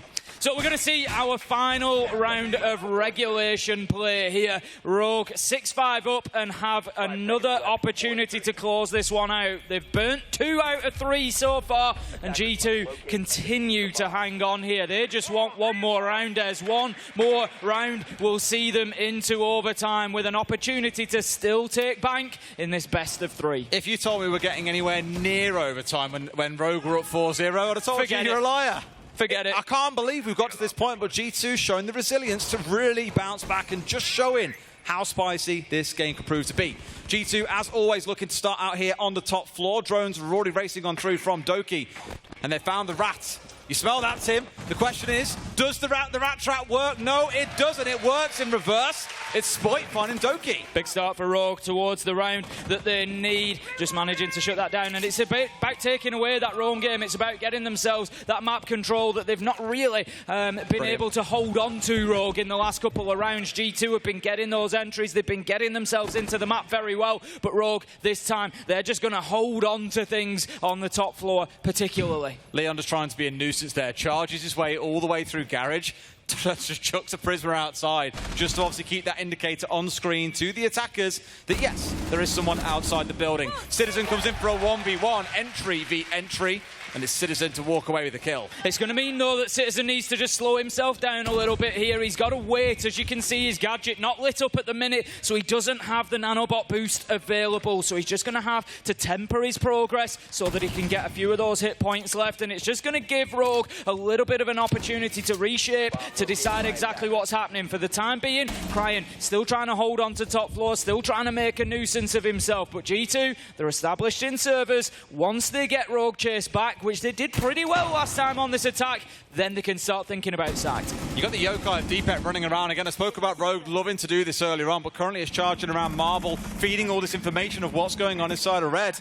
This is something that Rogue have done time and time again, yet teams never really seem fully able to deal with. It's a nightmare because, again, we haven't seen Yokais really used this aggressively for, well, a long time. They were normally used on site because, of course, they used to go invisible when stuck to the ceiling. Now they're not, so actually a better use case of them is it's 2 free drones for your team to use around the map. We've just got the Yokai drone chasing the regular drone there, just trying to give its position away. Kanto is still holding on in the mid-floor, though he hasn't been dealt with, hasn't been taken down, and this is fantastic time wasted. This could be round winning from Kanto here. 2 minutes 30. He has burnt on the Roman. Still, G2 don't have the confidence to be able to move on down. Alamo manages to get the headshot, but they are seriously lacking in time, Des. The hatch isn't open. G2 don't even look like they were aware of that, but somehow Alamo goes in with a huge triple. The diffuser is going down. The clock will be extended. No! It's up to Deepek, but he gives it away, and Des, we're going to overtime. I knew the words were coming, Tim, and Deepek, oh, what a kicker. You get towards that moment where you just think, you know what, I can disrupt the plan. Not expecting yourself to get pushed by a madman who's on a tear in the round. G2 have dragged it all the way back, winning 6, dropping 2 in the last 8 rounds. I don't know about everybody at home, but this crowd has got me on the edge of my seat. You haven't got a seat, Tim. I know I don't have a seat, but I feel like my metaphorical seat, I am right on the edge of it. My heart is racing. This game is delivering the excitement that we were so desperate for it to. And Des, this is only map 1.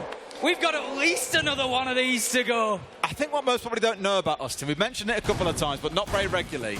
The first ever series you and I cast together, 45 rounds, if I remember rightly. It was 45 full rounds, best of 3, 15 rounds every round. 4.5 hours it took us? Yeah, I think there's probably, I don't know, I might be wrong in saying this, I think there's probably a couple of people here from the UK scene who might have been at that event. Who may have even played in that game. Might have seen it, yeah, I can't remember exactly, but it was ludicrous. So we do have a bit of fun, shall we say. Long games have followed us around since 2019, and they don't ever seem to be going anywhere anytime soon. Rogue switch over to the attacking side here. It's where both teams have had a bit more success. This is their chance. That 4 and 2 half both have seen. If Rogue follow the trends we've seen so far, they should win their next couple of attacks, with G2 winning round 14.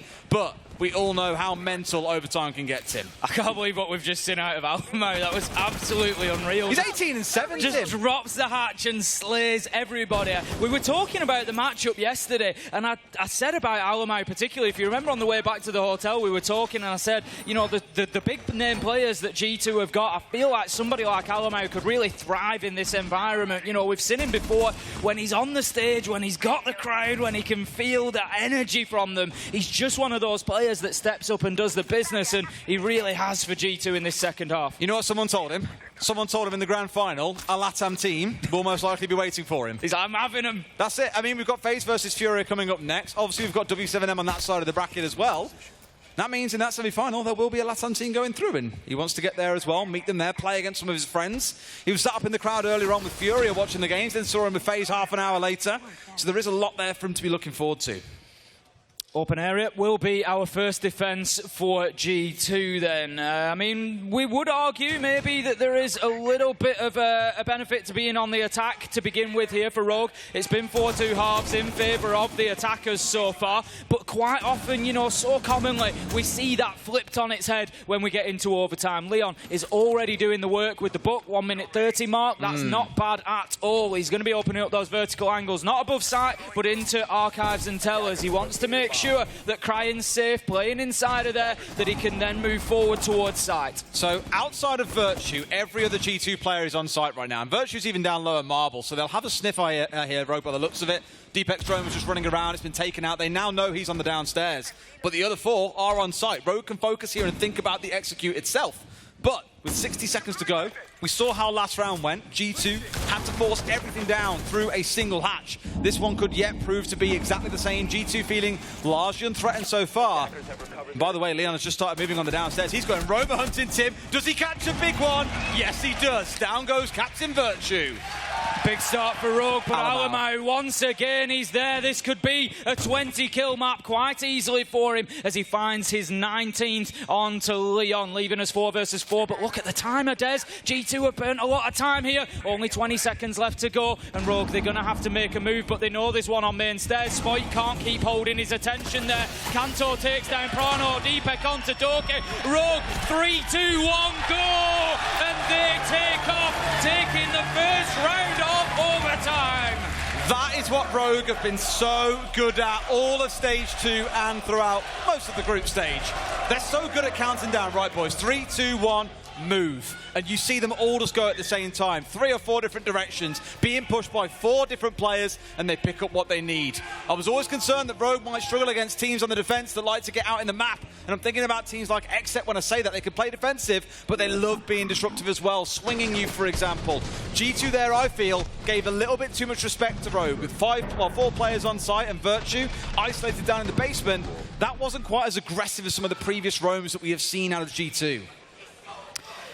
Rogue will have their defensive attempt now. If they're able to lock down open area and staff, then it will be the map done. It's been a lot closer than we might have expected when we saw things kick off. But if we have a look at how they've done previously, round 9 we saw them go to open area and they were able to get the win on the defense. So they've only been there once, Des, but it is 1 win. And 1 win might be all you need, Tim. It is at this point. Not if you're G2. I mean, on the attacking side, again, both teams have sort of struggled there somewhat, so fingers crossed for them. Let's see how things shape up now then as we step into the action phase itself. Final reinforcement going down there on the quad wall from Deepek. Maybe a little bit forgotten about into the dying moments. But again, it's about this top floor clear for G2 that I want to see them starting off with. We always see Doki up on the rappel, joined by Alamau. You normally have Citizen and Virtue pushing in through ATMs. In this round, it's more like Prano and Citizen, because Prano has now got to play off towards getting Kanto opened up. So some small changes in terms of who's playing where, but for G2, it's a classic attack coming out of them. Doki just sending the drones in ahead of himself, trying to get that little bit of information that's going to assist Virtue in getting established inside of stock. But have they spotted Cryan? That is the big question. Virtue, he actually takes his foot off the pedal and he's going to step back. He's got players around him. There's Virtue, Doki, and there's Alamau all trying to get themselves in towards this top floor. Doki now is established inside of the map, and we see Rogue just dropping away there. So top floor clearance has come in from G2. It is successful. Cryan is one to keep an eye on for the remainder of this round, though. We can see that he's getting out there. He's getting loose in his movement around the map. Virtue so close to an entry. Again, I'm looking towards here, the drone count in that top left corner of your screens. G2 have sniffed out these 3 players hanging around Marble, but kept all but 1 drone still alive. So wonderful intel gain coming out of them, preserving those drones well, whilst collecting what they need. And Doki, a bit of a rat in the corner here, I think, as well, because they know where this drone is, but you can't hold it for too long. Absolutely not. It's going to be taken down, but they know that he's in the elevators now. They can start working towards cutting the man off. Citizen does exactly that. He's going to try and hold him from that teller's counter. Look at the skinny angle that he's holding. That's the fine margins that we're working with. Prano is established inside of square, can start getting that wall open. Impact Nade will take the Selma charge out, but not before it has had 1 detonation. So there's at least a line of sight in there, and that may make it more difficult to impact trick any further explosives placed on the wall. 1 minute left to go here. G2 getting themselves a good opener onto Deepek. That's exactly what you're looking for, and Alamau crosses that 20-kill threshold as well. What a game he's having so far. I was looking at the stats just now. 4 multi-kills for him and crying, but Citizen makes it a second. Kanto bites back once again against his old teammate. We've seen that clash so much throughout this game. 4 versus 3 now, and we just see Alamau taking a little bit of damage there. Not too much, but the challenge is on. Kanto is looking for the peak, but he just shows too much of himself. Alamau can use that big magazine to go through and get the kill, and this looks like we could be seeing a little bit more of this game. Virtue, Donkey, Des, we're going all the way to 15. I want it every single map that we step into as well. I don't know which way it's going to go either, Tim. This is the problem. We've seen the attacks, the defenses of both teams now enough. 14 times across this map.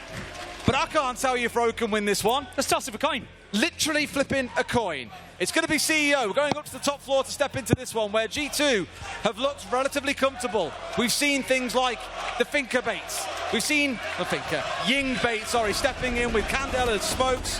You name it. It is so...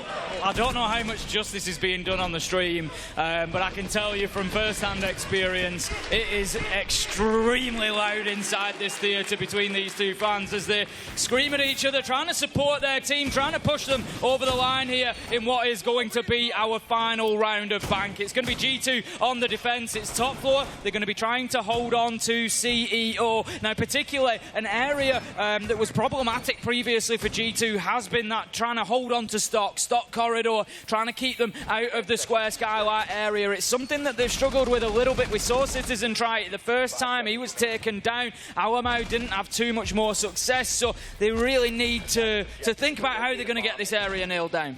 Back in round 4 when they lost this one, this is an exact identical lineup that you're seeing here for G2. That was the last round where they lost on their losing streak before we saw them bounce back in round 5 and really start the recovery effort that we have seen so far.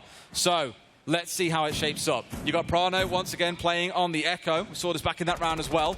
Probably taking a little leaf out of Deepek's book there in terms of use case as well. It's why the Decabi can be so valuable in terms of hacking those for a brief second, whatever else it might be. It can really turn them offline for you. But again, when we saw Deepek on this earlier on, I said, I think it's out of showing respect to G2's roam game and making sure you're not getting players like Doki ratting in lone office.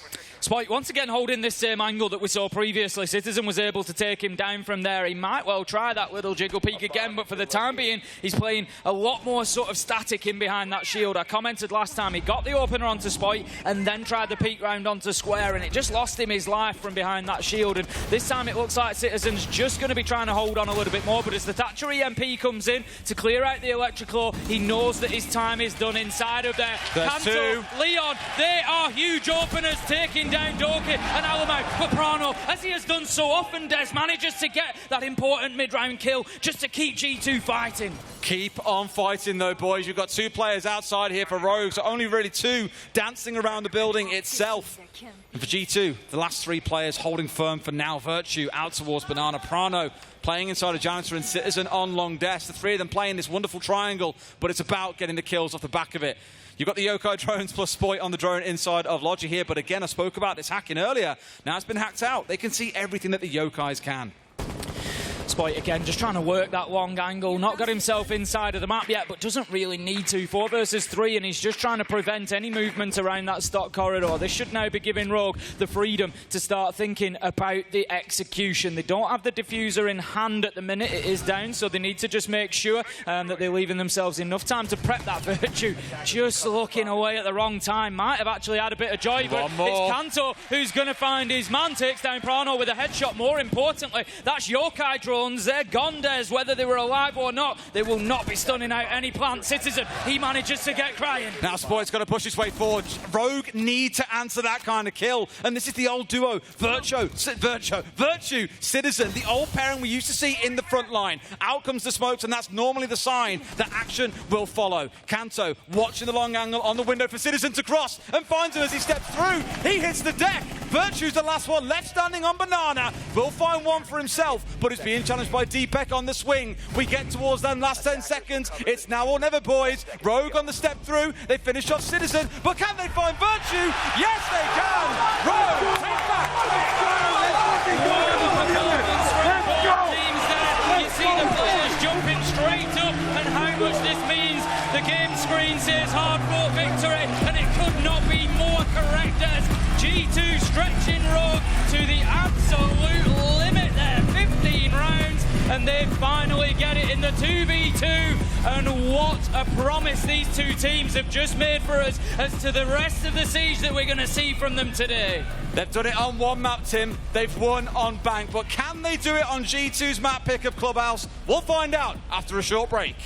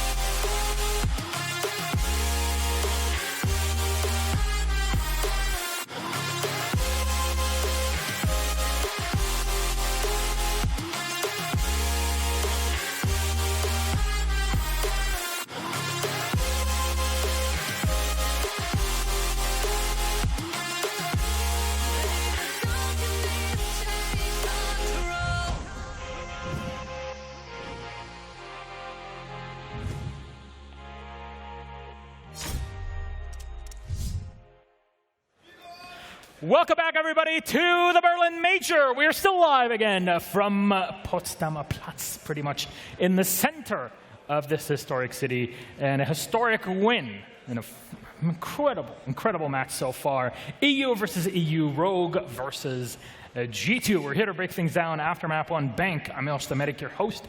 With me are Fresh and Pingu. And we're going to go through this because by all means, Rogue were playing as a team like we talked about in the pregame, and it was top-heavy at G2, and it went to max OT to close it out in a 2v1 with a Ratty play on the other side. So, Jack, help me break this down, please. There's so many storylines being lost that we didn't even get to go through in the pre-show. That's how much history exists between these two teams. One of the things that I wrote in my prep was these two teams are going to war, and that's exactly what they did. They both had very dominant attacking halves each, and ultimately it came down to that starting side on overtime, which Rogue got the choice of, which was attack. And it went all the way down to 15, attacking out at the end there. Not just that, but individual players, right? Sure, Elemark, 21 kills, and losing with that many kills on the board, it sucked being that player, but Citizen showed up, right? Pretty much every single member of Rogue, but crying in the first 5 rounds, getting 8 or 9 kills. Huge moment for him as well. So individually, everyone showed up, but it was such a clutch game that brought us all the way. So what I said to you, Jack, Rogue is consistently the better team, but G2 is occasionally the better team. Yeah, and that's, I guess that's the thing, is the consistency comes on top. G2 added in a little bit of flavor, but Rogue just about had enough, especially that first half. It was so default from Rogue. You know, they got the first 4 rounds in the attack. They looked so comfortable just going through the defaults. It was like, we were sat in the crowd, Nick, me and you, and I kind of said, we've seen this before. We've seen this exact game happen in EUL Stage 1, EUL Stage 2, and then the second half was when it really came to life. Now, G2 banned the Nook in this case, and it's an operator, of course, Danish operator. We'll like to ask you all about her. And it seemed like this sort of late round flank that Rogue loved to do so much, Cryan loves to do so much, they couldn't really achieve it in the same way. No, they couldn't. The thing is that Rogue as a team, they will have their default, like Crime will always backstab, always, sure. But when the nuke is banned off the board, they have other options. And normally what that means is that they put Crime and Spoit together, and they will make like a lethal front entry instead of splitting that duo up into two. And it works about just as well, but it works differently.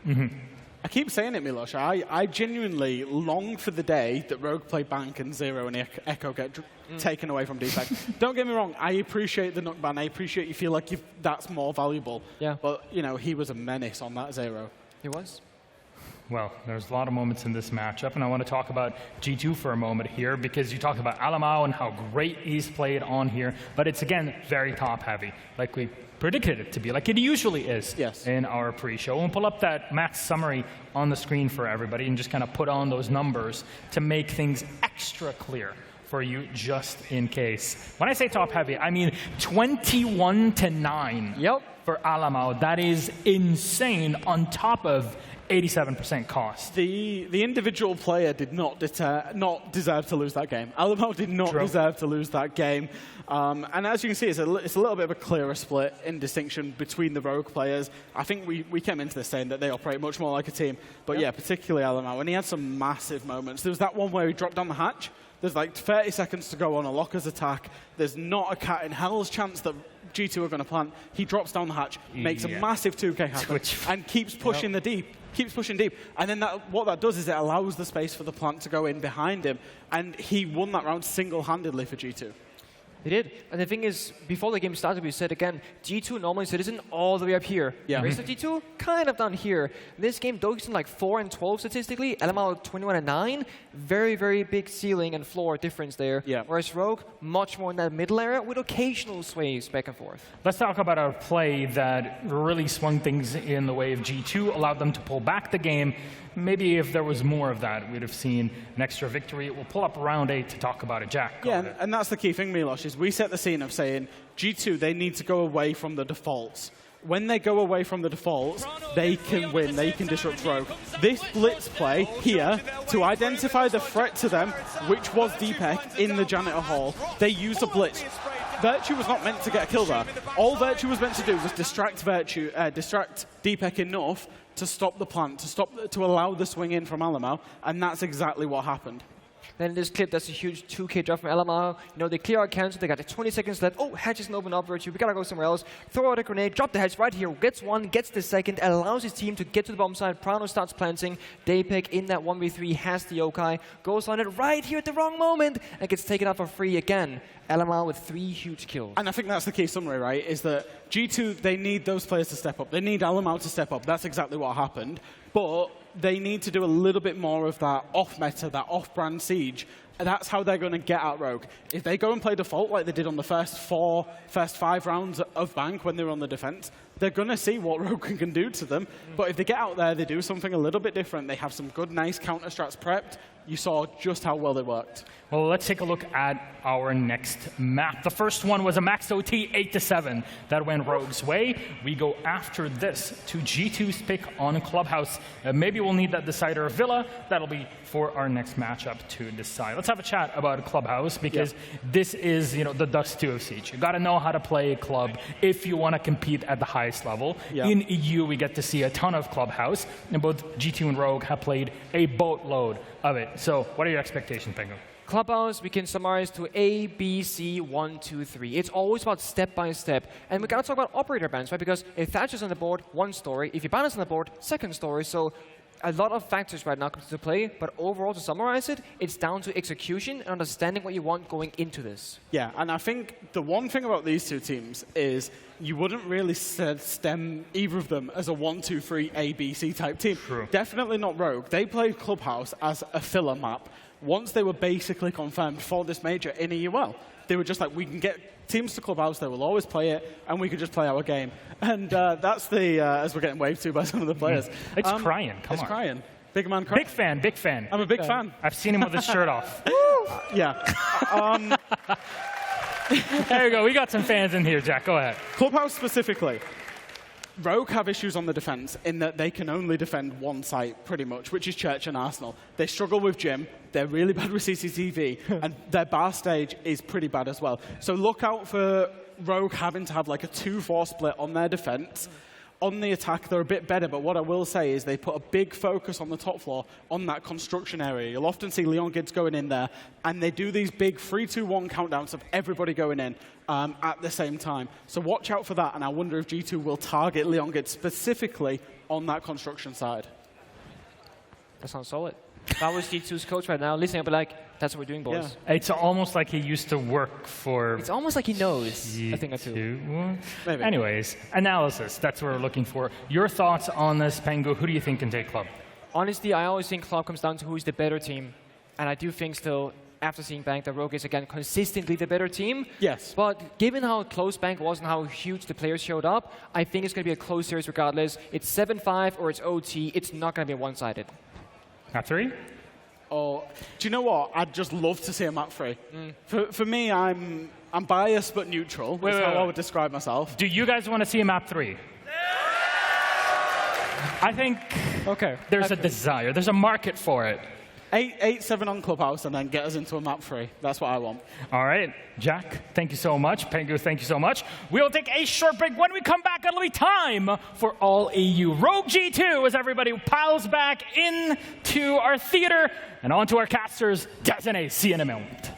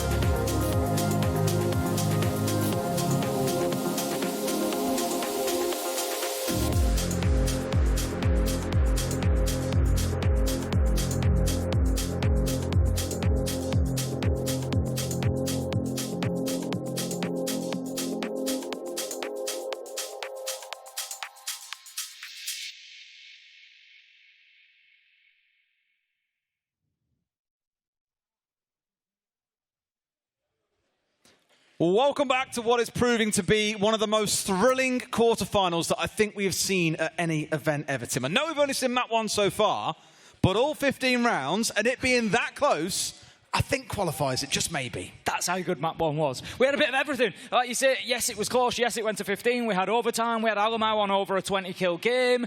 It was just everything was there. You know, we had turnarounds. We had 3v5s. We had clutches. We had plants. I just hope it continues into Clubhouse, honestly. You know, just give me another 15, give me another 30 of that. Let's go, you know, every inch of this that we can. And so it should. I mean, we spoke several times about, you hear about rivalries between teams, but this is truly a next-level rivalry. Between several players, between the backroom staff, you name it. They've all played with each other at some point, been on similar teams, had the rivalries, met, knocked each other out of competitions before, you name it. And it's really starting to build to that Beaver pitch. Map 1 was just a taster. I hope the Clubhouse proves to be the main course. And then just a little bit of dessert on Villa, perchance. Give me one of everything on the menu, Tim. I'll take the whole lot. At this point, you know you're not going to get served anything that is not to your taste. We'll be getting this one underway as soon as we can do. As you can see, it's going to be Clubhouse that we will be going into. I mean, like you say, the passion was very clear for us to see, Des, in that last one. We had a lot of screams, a lot of shouts, not just from everybody here in the Potsdamer Theatre. It's just from the teams. It's just so good. I mean, Crime was up on his feet. He was loving it. I said it so often that you'd see the players screaming at each other. Well, you saw a good bit of that. We love to see more of it, fingers crossed. Let's get into our bands, though, here on Clubhouse. A map that it's worth referencing. Rogue played in their last 3 games of EUL Stage 2. So, G2, who have only played it once in Stage 2, played it once in Stage 2, once at Charlotte, and then I think twice back in Stage 1, haven't really played this for a good while.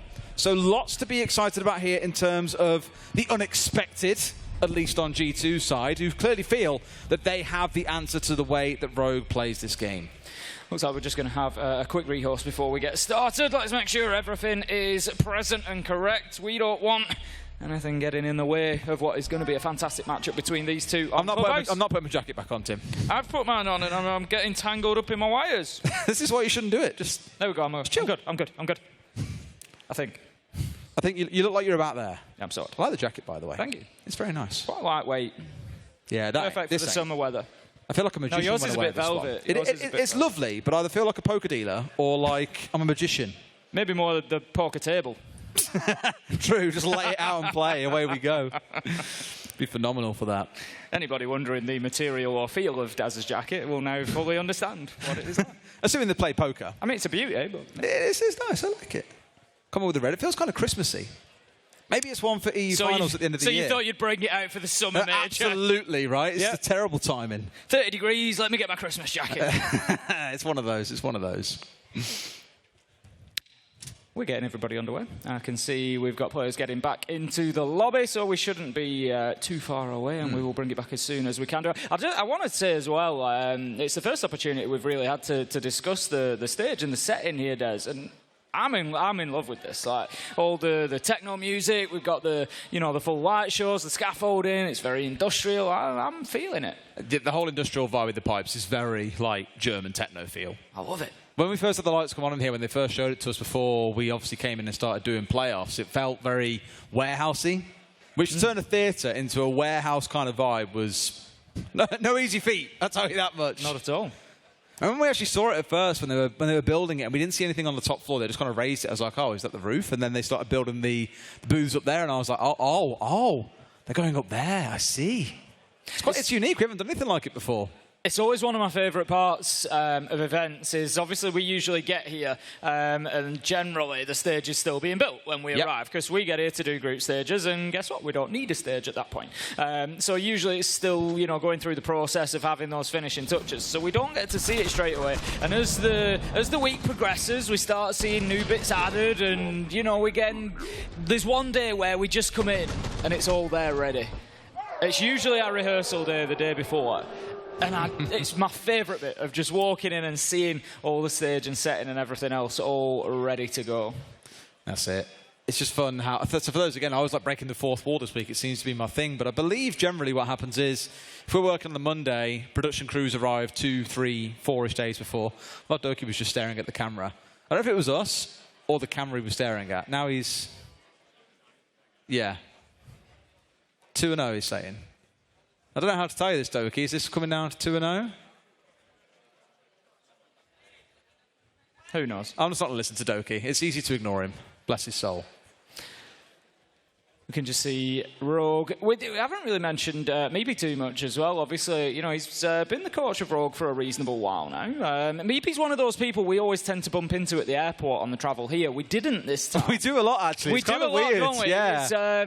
It does tend to happen quite a lot that we bump into Meepy at the airport. As I say, we didn't have the pleasure this time. Maybe we will on the way home. But, you know, we can't deny the impact that he's had on Rogue since he's come in as the coach. You know, we talk at length about the backroom staff of Rogue and how much impact they have on the team, and Meepy's certainly a large part of that. It's all of them as well. Like, they've actually got 3 backroom members of staff here. They've got Tristan, who's their analyst. They've got Bernie, who's their psychologist as well.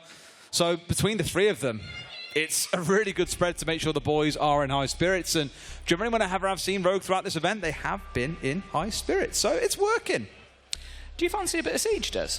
I do, Tim. You know what? It's been a bit long now. It's been about 20 minutes. I'm craving another map. Well, you'll be glad to know that we are in our way to Clubhouse. We've got both teams loaded in. We're going to be doing the bans. Montagna is going to be taken out first by Rogue. By G2, who start on the defence. And then it's going to be Ying taken out by Rogue. Not too surprised to see that one banned away, given we did see Doki playing that up quite a lot back on Bank as well. I spoke about the Ying and how it makes attacking a hell of a lot easier. Chuck it in through hatches, for example, in through breach, you name it. Just gives you a much easier time on the attack. Azami then taken away, an operator that I think is a really smart ban. I love seeing her played. I think she's really interesting in terms of how she enables these off angles to be played that teams definitely aren't used to and sometimes do get caught out by. But it can make some spots really frustrating to attack into, especially things like Garage Catwalk. Valkyrie, our final ban to come away, is going to surprise absolutely no one. Teams still banning her away, despite the change that came through not too long ago, where her cams no longer work outside after 10 seconds. They are all destined to be indoors. Occasionally, you'll see attackers then repicking to bringing along an IQ to show it a bit of respect, because if you don't find them all, they normally come back to bite you in some way. Right, we've all had an opportunity to take a little bit of a breather after the maelstrom, the whirlwind that was Bank between these two, and we're going to head now into Clubhouse. And I hope you're ready for some more intensity, because I have absolutely no doubt whatsoever that these two teams are going to be delivering it. It's going to be Church and Arsenal for our first defensive side. G2 starting off on that side of things, and straight away up to the top floor they go. Prano just putting those mute jammers down there, so there's at least going to be one Roma playing up there. There should be a couple of them, I imagine, really here. There's no excuse in this day and age, especially knowing where the meta currently is, for you to have all your players on site at the start of a round. It's why in the past I've referenced teams like BDS who do like playing a very dug-in kind of setup. They prefer to sit all 5 on site and let you come at them and try and win through superior gun skill. But these days, that just simply isn't enough. So getting out of the map looks to be the play. However, I can't turn my eyes away from 2 things here, Tim. Crying on the Nook now that it isn't banned away, but most importantly, Leon on the Blitz. That blitz is going straight towards Dirt Tunnel at the minute, along with the sledge, and that tells us one thing. Interestingly, that Dirt Tunnel hasn't been reinforced for a Church hold, because it is going to give immediate access potentially to the blitz. Crying's working rapid pace through this mid-floor on the knock, and that is now the top floor Roma potentially cut off. That is a big problem for G2. There's 3 of them up there. They're going to have to work down blue rather than coming down through the bar, and I'm not sure if they're even going to be aware of Crying's presence. Obviously, with the Hell Presence reduction device, able to keep himself off the cams, so this could be a real issue here for G2 building. And the nade comes through and hits Virtue. Ironic that Jaeger's the one that gets taken down by that as well. Not yet off the board entirely, should get revived back onto his feet, but only comes back up at about 20 HP. So Crying here with a good backstab potentially coming down main. You've got a couple of players looking to push their way down through Dirt as well. Rogue just slowly assembling all the pieces required here to pull off a very, very good attack. And there's the first kill. You just knew they were going to have absolutely no idea that Crying was at the bottom of main stairs, and Crying, as he did in the first map, just giving Rogue a fantastic start, but Citizen stands up tall, manages to take a headshot onto the knock, leaving us now in a 4v4. They know that the blitz is pushing from Dirt. Leon is going to be forced back for the time being. No smoke on side for G2, so no ability to be able to push him back with that utility. Still trying to catch Virtue here on the top floor with those nades, but still no success. And that's not something Rogue can ignore, because he could hit them hard on the flank, low HP or not. I spoke about these teams at the very start of this series, saying they've kind of moved towards each other's play style. And I think there you've seen it a bit from Cryan, trying to be the solo hero pushing through whilst the rest of the team was still getting set up. They had 3 players outside the building, whereas now here comes the rush. Leon trying to chase down Citizen, then backs away because he knows someone will be waiting out towards blue for the cross stab as well. He's a little bit trapped. Spoit is also down. Kanto coming in support on the backside, should be able to get their man up, if not for a bit of a swing coming in here. A 1v1 challenge, and Leon lands the headshot. What is that? Hipfire headshot onto Alamo just when it was needed. It provided the support, the safety that Kanto needed to get Spike back on his feet. Of course, not having one of those boosts available at that point in time. And right now, the blitz of Leon has just terrorised this G2 defence. Doki able to take down Kanto, manages to get Leon as well. Brings it down from a 1v4 to a 1v2. He's on the hunt, he's on the prowl. He has no idea that Deepak's on his flank, and he's going to lose out the round as the final kill comes in for Rogue. Well, there we go. Starting Clubhouse exactly the same way that we started Bank, with Rogue looking dominant. 4 players left at the very end, and so far shining on through. Even with Cryan being picked up early on, and I made this point around again, coming towards each other's play style. You had Cryan being the hero player, essentially coming down main stairs, whilst the rest of the team wasn't really in position to push. And it wasn't that Leon inside the dirt was impeded by a smoke, for example. There was no smoke pick in the round. They just didn't have the support built up around Leon to enable him to push through without being shot in the back, shot in the side, as he tried to step through into potentially 5 or 6 different dangerous angles at the same time. So dial it back a little bit there, Cryan. Work with the boys, and maybe you'll find yourself coming out a little bit better in this round. At least for now, it looks to be picking over towards the Thatcher as well. So a small change in what lineup they are bringing along, given we are attacking into Cash and CC. Yeah, we'll see a slightly different approach from Rogue here, but G2 might just need to think further down the line here as well about how to deal with that blitz that Leon brought along, because normally you'd say, right, well, if they bring a blitz, maybe bring a Legion or something. They already had that, and they still weren't able to deal with that shield fantastically well. Absolutely bullied them around the map on that bottom floor. Round number 2 is, as you say, going to be CCTV and Cashdes. G2 just choosing to move on. Again, we saw similar on Bank, where they didn't keep repetitively going to sites that they'd lost. No, and I guess in a way, why would they too? Because they're in a position where if you keep on trying the same thing over and over again and you find a team running through it 2 or 3 times, you then are truly out of ideas, and the team knows you can't go back to that site. I think it was FaZe versus Empire a good 2.5 years ago now, when they played in pre-COVID times, when they played each other at an event. I think it was on Cafe. We saw them try and run the same defense on the top floor 5 times in a row, and it still got broken through. And the question marks were entirely why, basically. There is a quick rehost coming in here as well, which we'll sort out. I think it's an issue on our observer side. We'll get that rectified and then back into round 2. Yeah, as soon as we can do.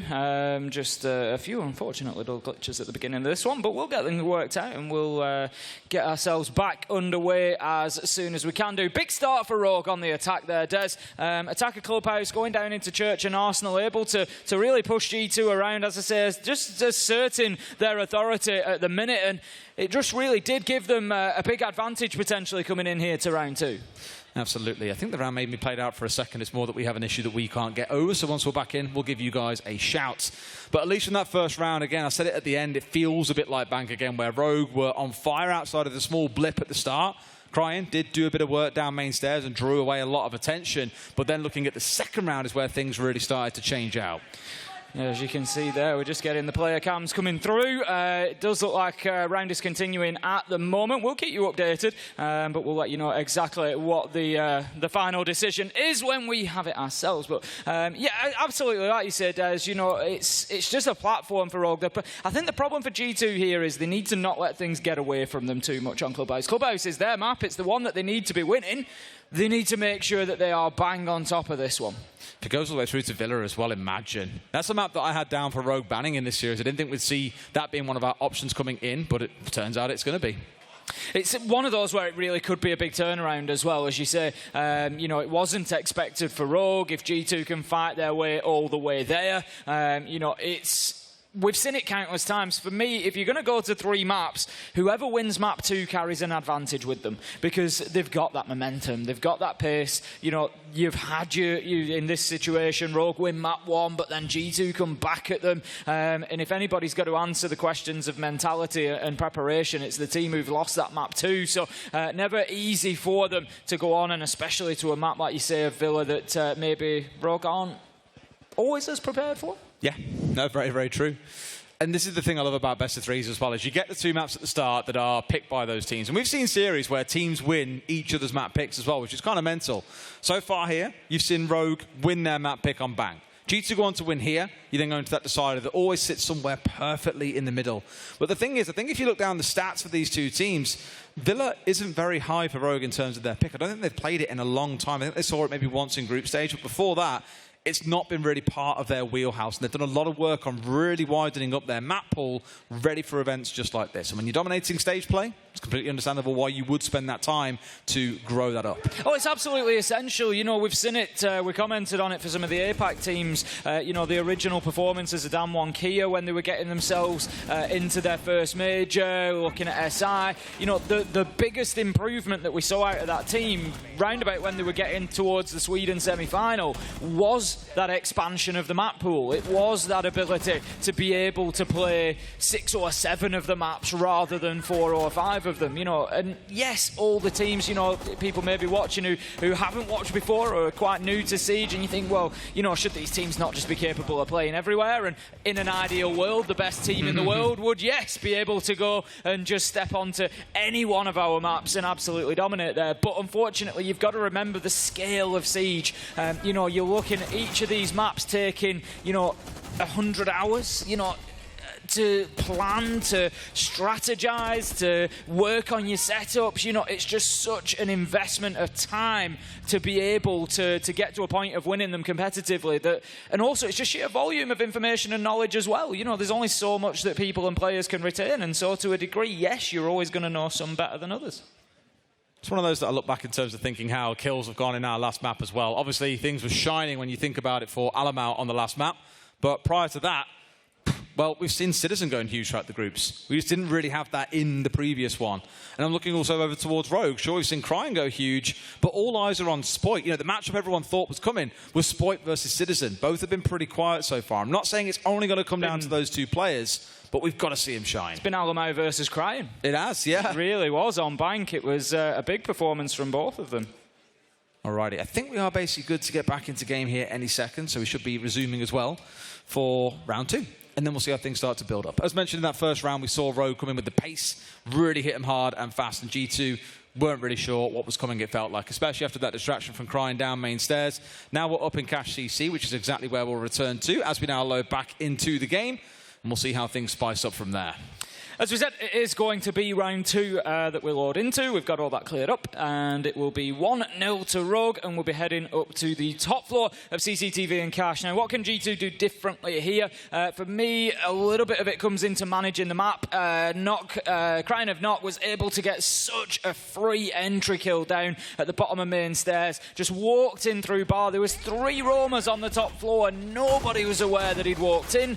You know, obviously that's part of the specialty of Knock. But even still, G2, you can't be giving them up. You know, I can't remember who let me check back, it was Prano who took that opening death, and you just know that when Prano came around that corner, he was like, guys, he's at the bottom of main stairs. What's he doing here? Yeah. And you just know that it was a surprise, and they can't be having that. It's a real kicker for sure. But that's what Crying loves doing, and I guarantee you, although you're seeing him on Thatcher in this round, that Nook will return throughout the half. For the side of G2, though, looks like they've got themselves focused here out towards the west somewhat as well. A couple of reinforcements out there. Prano unlucky to take a shotgun blast, I imagine, from Doki during their setup around the map here as well.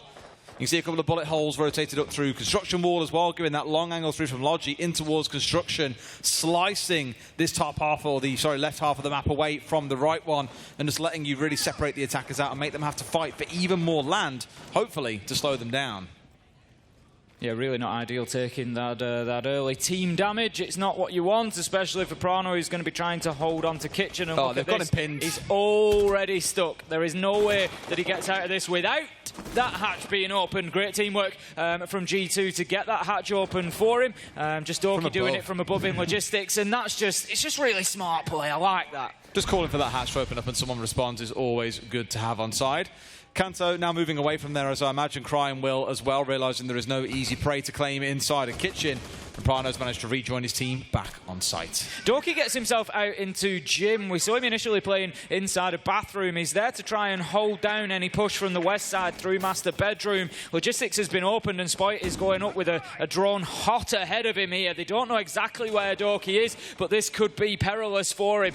There was just a little bit of presence on hot tub wall as well. Spoit just taking shots onto construction. There's a little bit of support coming in for Doki there. It's going to be Alamau who's moved himself into master bedroom, and this is going to be a very important fight. It's Kanto and Spoit versus Doki and Alamau, and whoever comes out on top here you feel is going to have a big advantage in the round. Spoit taking a lot of damage, able to juice himself back up for a little bit of that HP. Prano and Leon just going head to head, trading each other, but Alamau gets the victory over Spoit, and now it's down to Kanto. He finds his onto Doki, so it goes 1 for 1 in the master bedroom and in the bathroom, but Alamau comes out on top once again. 3 versus 2 now for G2, and looking good. What a performance Alamau is having today. Just the gunfights that he stepped into with absolute confidence and hit his shots every time.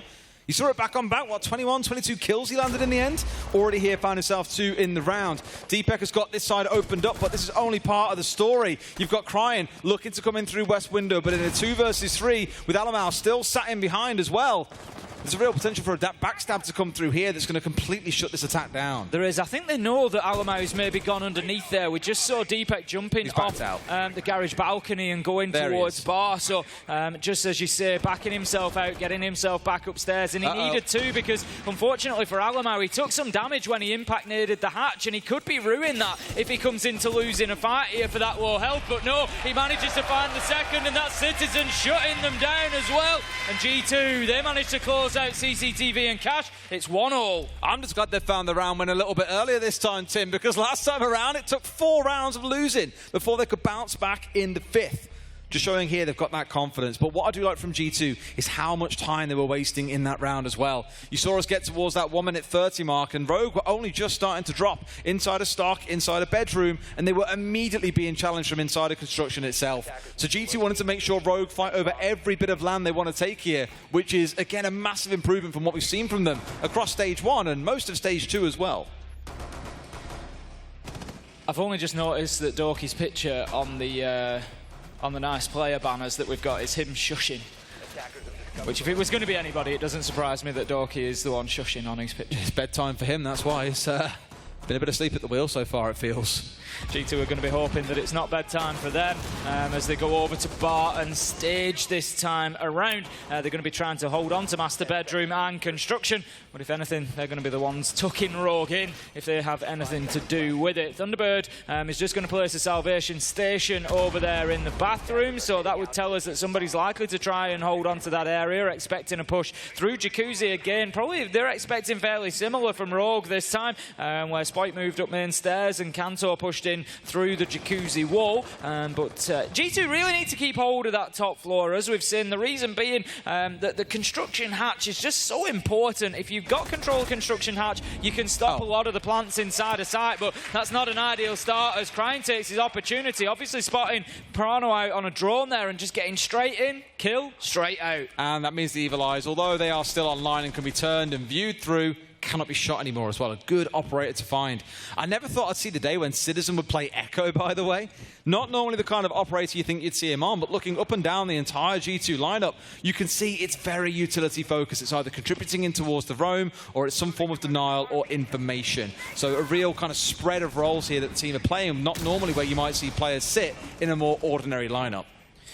Alamau just going to keep himself inside a gym for the time being. The drone comes in. That gives the information away, but it didn't really matter last time for Alamau. We saw him in Master Bedroom. He was able to battle against Spoit and still come away with a couple of kills, so he's pretty confident at sticking by there. Citizen's just going to be whizzing by on that Yokai drone, trying to find out exactly what sort of pressure Alamau is facing, and look at that, taking full opportunity of the 10 seconds available to get in that Yokai outside, just to check and see if there is any presence on that hot tub balcony, which right now there is not. It's so obnoxious, and I'm really surprised. I was thinking it last night that more teams aren't trying to make use of the Echo for this kind of gameplay.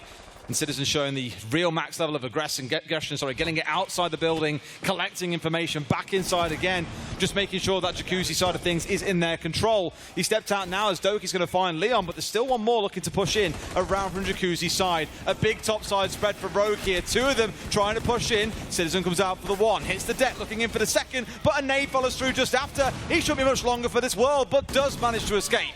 Spike gets taken down by Doki, leaving us now 2v1. Crying, trying to push in through logistics. That's where the call is going to be. But Doki has repositioned. He's got himself into the closet. But here comes the LMG. That is the big problem for Doki, as he just can't move himself out to safety. It is now Crying versus Citizen. Citizen low health. He's just trying to play around, potentially make it to one of those salvation stations if there is one left. But it doesn't appear that that's going to be a possibility for him. He actually drops away back onto site. And now, the 1v1. Crying's got 30 seconds to find him. But Citizen somehow hits a beauty on the reverse angle straight onto the head of Crying, and that is going to be the round for G2. Beautiful stuff as well. Smart play by Citizen. I think for a second he thought that there would be a planet attempt coming in with Crying able to recover the diffuser, but held the angle knowing that it was very likely Crying was going to come in through the secret wall, given it just blown it open, and held that vertical perfectly. Crying just not able to respond in time, and G2 with another round. Getting themselves moving, a little bit of momentum. I mean, they are on the defence of Clubhouse, so we would expect them to, come away with, I would say, a 4-2 split here. That's going to be the minimum that G2 are looking for. But Rogue certainly struggling to get themselves into the last couple. And we've got to remember, the one round that they have won so far was downstairs, and it was on the back of that blitz play, something that they're not going to get away with every time. No. They're not going to get away with Crying walking down main stairs on the knock and just getting a free entry. G2 are going to adapt, they're going to learn, they're going to change, and they're going to make sure that that is not repeated. So Rogue, you might just have to bring something different to the table this time. Was that knock repeated, Tim? Of course. Obviously. Why wouldn't it be? I think you may well see him try and pull off the same sort of thing here, or the team turn their attention to other parts of the map whilst he goes down the old one. Say, for example, he tries to push his way through dirt once it's been opened up. Either way, he is going to be that lurking solo operator. That's what you do with the Nook. You don't tend to player around other operators, otherwise the whole point of, stealth is kind of taken away very quickly. Crying once again looking to get in through main door, but I called it, Dennis. I said that G2 would learn, they would adapt, and they would change, and Doki was stood waiting. They asked the question, where did he come from? And they got the answer right. He must have come in through main door and through bar, and Doki was there ready to make the challenge. Brilliant entry. Spoit takes down Alamau, and that leaves us 4 versus 4. They've got a lot of work to do here, though, because Spoit's looking to push his way through this top floor, I imagine. Not forgetting that the site is down in the basement. So with Leon looking to push his way also into Lounge, there's a lot of work being done by Rogue, a lot of coverage to do. But you don't want to invest all that much time. You've got Kanto and Deepak hard on the drones here as well, out towards gym and bedroom side of things to make sure no one's waiting on top. You'll see this in most rounds. If you keep an eye out on overhead displays, for example, you'll see that these two are the ones who often sit on the drones to let Spoit collect a lot of ground, and then they start worrying about the site itself. It's like clockwork, Tim. See, this is one of the big benefits with the top floor roam. Even when you've dropped yourself back to site, you are still buying yourself a further 30 seconds a lot of the time, because that's what we've just seen Rogue have to do, go through that 30-second process just to make sure that they're confident that the threat has passed. Doki just getting his legs picked up there as Spoit holds a tight angle, and let me tell you, that is not an easy shot to be hitting. That takes some reflexes as Doki moves quickly back and forth around that boiler. Now then, Kanto, he's going to get on this angle. That actually, if you don't recognise where that's looking to, it's the bottom of main stairs, so it's just preventing anybody moving back up into the map, but he moves away quickly. There might be a count starting to form here. You've got Spoit looking at blue, Deepet looking at stock, Kanto is inside a bar, and Leon also even starting to think about going in through kitchen here. So setting up for what looks to be a very blue-focused execute with some some cover coming in from Kitchen as well, but you might well find yourself playing this trick game here, given there are 3 impacts in the back pocket of G2. They get rid of at least 2, but the problem is you're against a Hibana. My only concern for the Hibana of Leon is there's only 4 left, and when he gets killed like that, Tim, the hatch may well stay closed. No, it does open, but Diffuser is down in Kitchen. That's a big problem. It's not just about stopping that hatch getting opened, it's the time that it takes, and once again, we bring up the clock. We're down to 30 seconds. Spite needs to get explosive here, needs to make something happen for his team. He's pushing in, he's trying to challenge Doki. Doki knows it's coming. You can feel that he's itching to take that peek around the corner, but he's not going to give his life away that easily. It's going to be Virtue instead, looking for the wraparound from the bottom of Church. It's Prano, it's Virtue. He gets his man. It's all up to Deepak inside and side, but Virtue is there. G2 are there, and G2 are leading 3-1. Just that hold around blue looked so frustrating to try and push into as well. You take the challenge onto one man, the other's got a side angle on you. You go for the other man, there's a side angle coming in from the other, and there's even additional support inside of Church itself. G2 just really stonewalling Rogue here, giving them no way into sight. And Citizen's cheeky kill onto Leon inside the Kitchen really sweetened the deal, something special.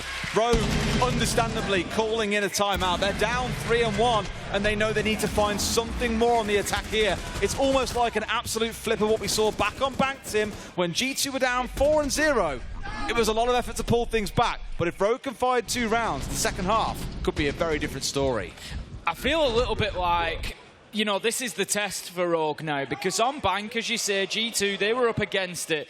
They've proven that they were able to fight back from that they had the capacity, the resilience to keep fighting, to keep the energy up. Whereas for me, Rogue just feel a little bit low at the minute in terms of energy, Des. It's gone a little bit quiet for them. We're not having, you know, those big gunfights where they're coming in, getting aggressive. We're not having those 3-2-1 pushers where they all move in together and just get a swarm of kills. And we know that Clubhouse is a map that, you know, historically, even recent history, is not the best for them. We saw them play it 4 times in EUL Stage 2. They only had a 50% win rate, 2 wins, 2 losses, and the wins were narrow wins at that. This may not be their best map, and this could be a bit of a hammer blow for them. Just to double down on your point there, Tim, all the respect to the players, of course, like, we could not be EUL players. Oh, no. We enjoy Siege, we're not particularly good at it, but the beauty in it for me is that they were against teams like Na'Vi and Pones, and it was a real battle against those two. They were 2 of the lowest ranked teams that we had in EUL. And just so you can see on your screen here, this is what this series means for both of these teams and their odds of going to SI. Now, maybe you look at that and go, 99.99% or 99.98, what's the difference? The way that works out, Spabuni and Wrath behind the scenes have been doing this probability calculation for us all week long. That basically means it is almost guaranteed, but there is still a small slither of chance they could not, i.e. they perform really bad in Stage 3. Some teams that are on the fringe in other regions do well and get enough points to qualify. The stars need to align, but essentially for G2, they're already guaranteed to go. For Rogue, though, this could mean the world. Imagine if Rogue, with how well they've played this year, having picked up Spoit, don't make it to the biggest competition of the year. I mean, you look at those, you know, those percentages, and you would still back Rogue at that point, given the performances that they've shown us so far. But both of these teams going to be wanting to lock things down as quickly as possible in terms of the SI. It's, you know, of course, the biggest competition of the year, and it's ultimately the aim for all teams.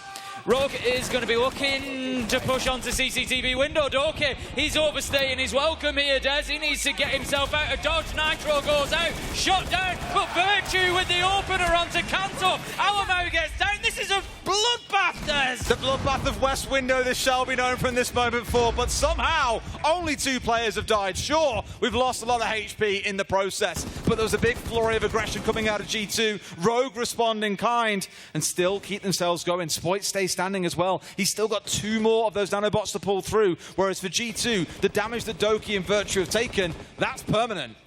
It feels like after that fight, everybody's just dipped back and been like, "No, we need a breather. We need a breather after that." You've just got, you know, you've got walking injuries everywhere. Spoit is lower health. Doki took damage. I don't know how he survived, other than just hitting the deck and praying. Virtue half health as well along the way, and we can see G2 just rotating, changing, adapting, depending on what Rogue are doing as attackers right now. Rogue, they've rotated. They're switching it up. They're getting themselves into construction. They're working through Master now. They're trying to bring that that west-sided pressure. And that west-sided pressure has somewhat diminished from Rogue here, right? All the drones are rifling on through, but they backed away from playing on West Window itself, feeling instead that they couldn't just directly move from the West Window into construction itself, that it needed a breach opened up, it needed bedroom control, it needed droning. They've kind of had to take an extra minute or so here to get everything done, and only now are they starting to step back into the same spot. Leon on West Window is looking for that invitation to step in, but he needs the rest of the team to move first. Bit of a problem for G2 here is that Dorky and Virtue are particularly important in this defence. Dorky dare not take a fight right now. He's just stuck in behind the bomb chassis. He really would like to have been peeking through that soft wall. In goes Spoit, in goes Leon, the two that I said they needed. Death go down first. Leon, he's putting the diffuser down on the ground. It's all up to Citizen, it's 1v4. He can't find the first, can he? He has a look through the soft wall, but the diffuser goes down. A beautiful flick onto Leon. 1 versus 3, but he's against the clock. He's got about 31 seconds to turn this around. A lot to do, though, because they're outside the building. Deepex on red, Spoit's inside a cache, Crying's out West Window. Those are 3 horrible crossfires that might just jump on you at a moment's notice. Rogue playing this so passively. No one diving in for the kill, just letting Citizen wallow in pity a little bit here that he won't be able to pull this round back over to his side. As soon as he vaults in through this window, Crying's got the cross angle. It should be done and dusted from here, though, as he has no time to get the defuse off. He'll hold, and Crying steps across, takes the close, and Rogue proves that timeout can still get them back into this game. Rogue bringing us back to 3-2 then on the scoreboard, and as I said at the time, there was 2 people particularly important to that defence.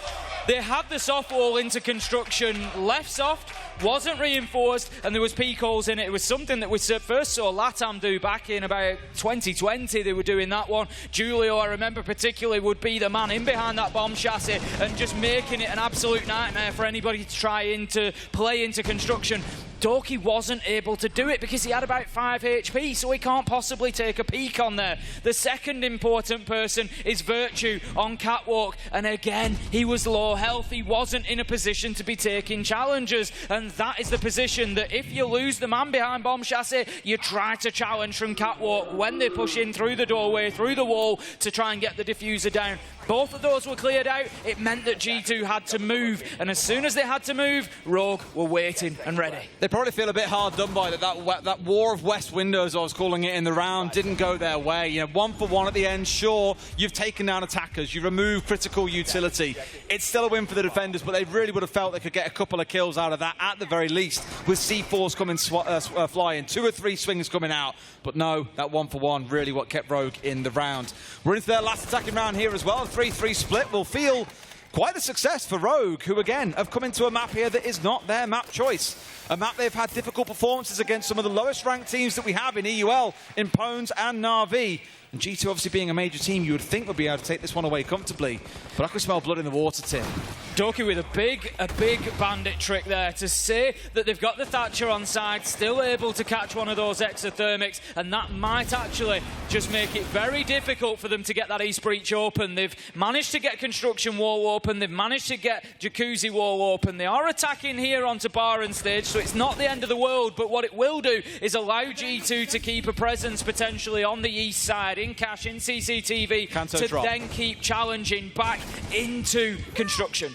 It's a good read there from Doki as well, that the nade was coming in. But they needed Kanto to drop down, which he has now done. So Doki has actually played that point perfect in stepping away. But Spoit disappeared, and Elamau comes in for a kill for free. Virtue into another, and it feels like G2 might be on for that 4-2 half they were looking for. Deepak just trying to hold the angle. It's always in this position as the support player. He's the one trying to mop up when things go wrong and needs to get something going. It's Kanto who actually manages to get the first kill. Going to take Dorky down.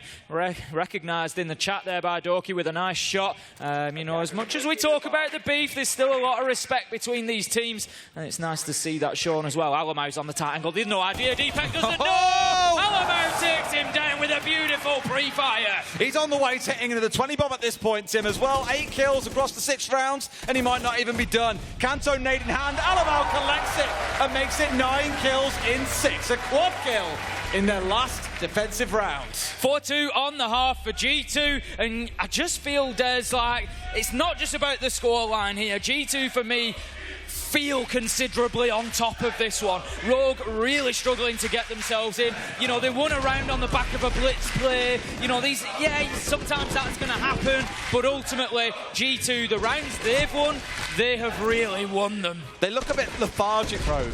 That's what I said, they feel a bit low energy for me. And truthfully, I think a lot of that comes down to the map. As I've said, it's not one of their hottest picks. It's no Bank, needless to say. You saw how well they played on Bank. That is one of their favourite maps alongside Skyscraper. So I think you are really starting to see, I don't want to say like map pool issues here, but it's definitely not up there with one of their top ones. Maybe we'll see differently on Villa if we get through to it, because G2 now have got to show that they can, as well as defend, also attack on this map. One thing that I would say, you know, is if you want to win a tournament, Des, you've got to be able to win those maps that aren't yours. You know, you can't see that energy disappear because it's not really our map, and because we're being pushed around a little bit. The champions are the ones who can react to that. The ones who can get back on top of it, and the ones who can find that energy. And finding energy right now is Spoit with a huge headshot onto Citizen to start off the defense for Rogue.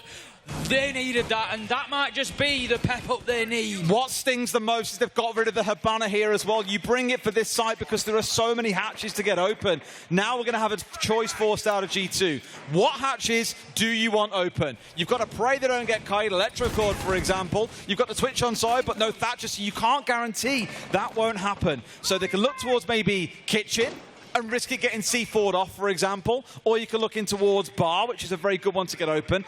They have actually left stock free, Tim, so they could get the 3 hatches they're looking for, to be honest with you. I'm kind of surprised that Rogue haven't had them all locked off.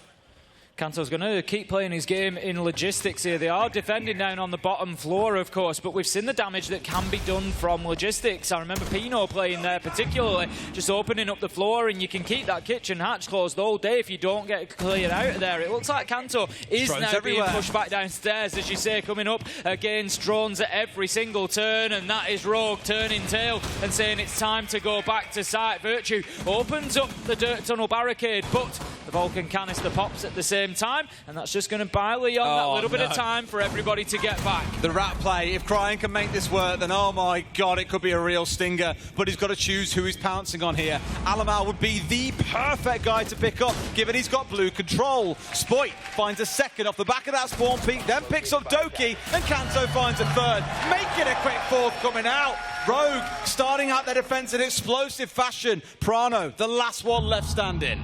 Really solid defense from Rogue on the basement there. Didn't overstay their welcome on the top floor. They were happy enough to get themselves back down. It was well timed, just as the push from G2 was coming. I think they'd recognised that they were a little bit light-handed on site, Rogue, so they were keen to get in there and try to pressure them a little bit. But Prano's going to use all of these 50 seconds to try and get something done for G2 here. He's just rotating away. He knows that Dirt Tunnel is a little bit of a path to nowhere. It's a single door. They know that he's there. He has to try and switch something up, but Rogue can make a good estimation based on the length of time as to maybe just how far he's moved, but we could have an opportunity for a little unofficial timeout here as well by the looks of things. It's exactly what they've done, yeah. Since he was sat in dirt, you've had Citizen talking back and forth with Virtue as well about the next plan. What can they change for next round to get things back on board?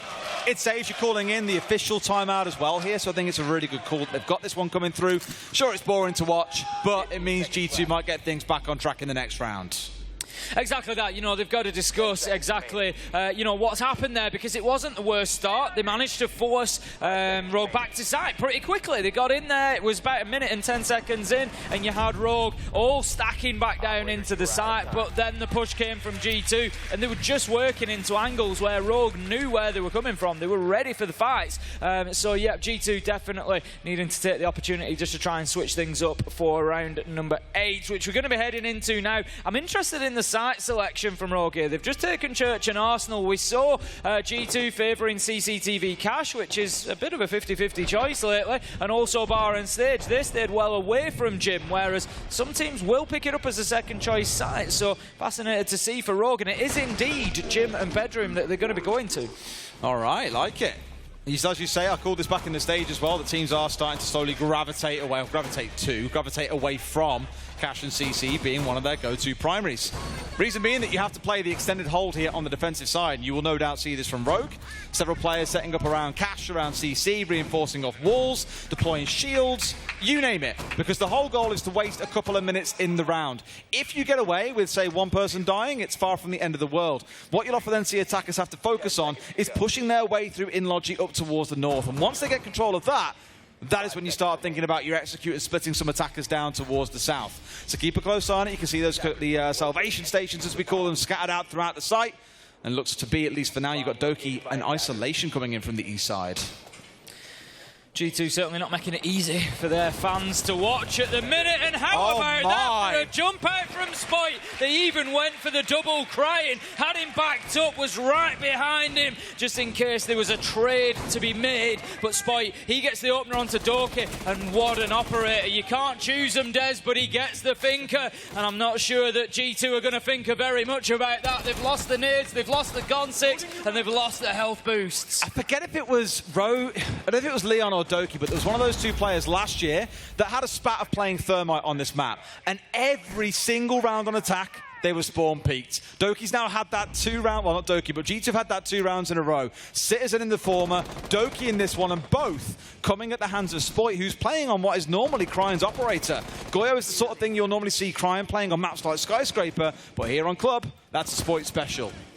Spike just pushing back into Cash, looking basically to support Crying, trying to keep him alive at the top of red stairs. We're going to have a little battle, a little duel between Citizen and Spite, and Crying there, just each trying to find angles onto each other through the soft walls, but can't quite connect. Now Alamo underneath, he doesn't have an exact location on Spite, and he's actually going to move himself into the safety of construction at the right time there, but it leaves Crying a little bit more in danger here at the top of red stairs. Some pressure could really mount and find himself pushed, but you tell you what, Crying just fights his way out of there. Beautiful headshot onto Citizen at the garage window, and the big problem that G2 have got now is that Crying, he's on the loose, Des. He is. This is the thing I said about trying to clear out the whole Cash CC, what would be the site here on the gym bedroom defense.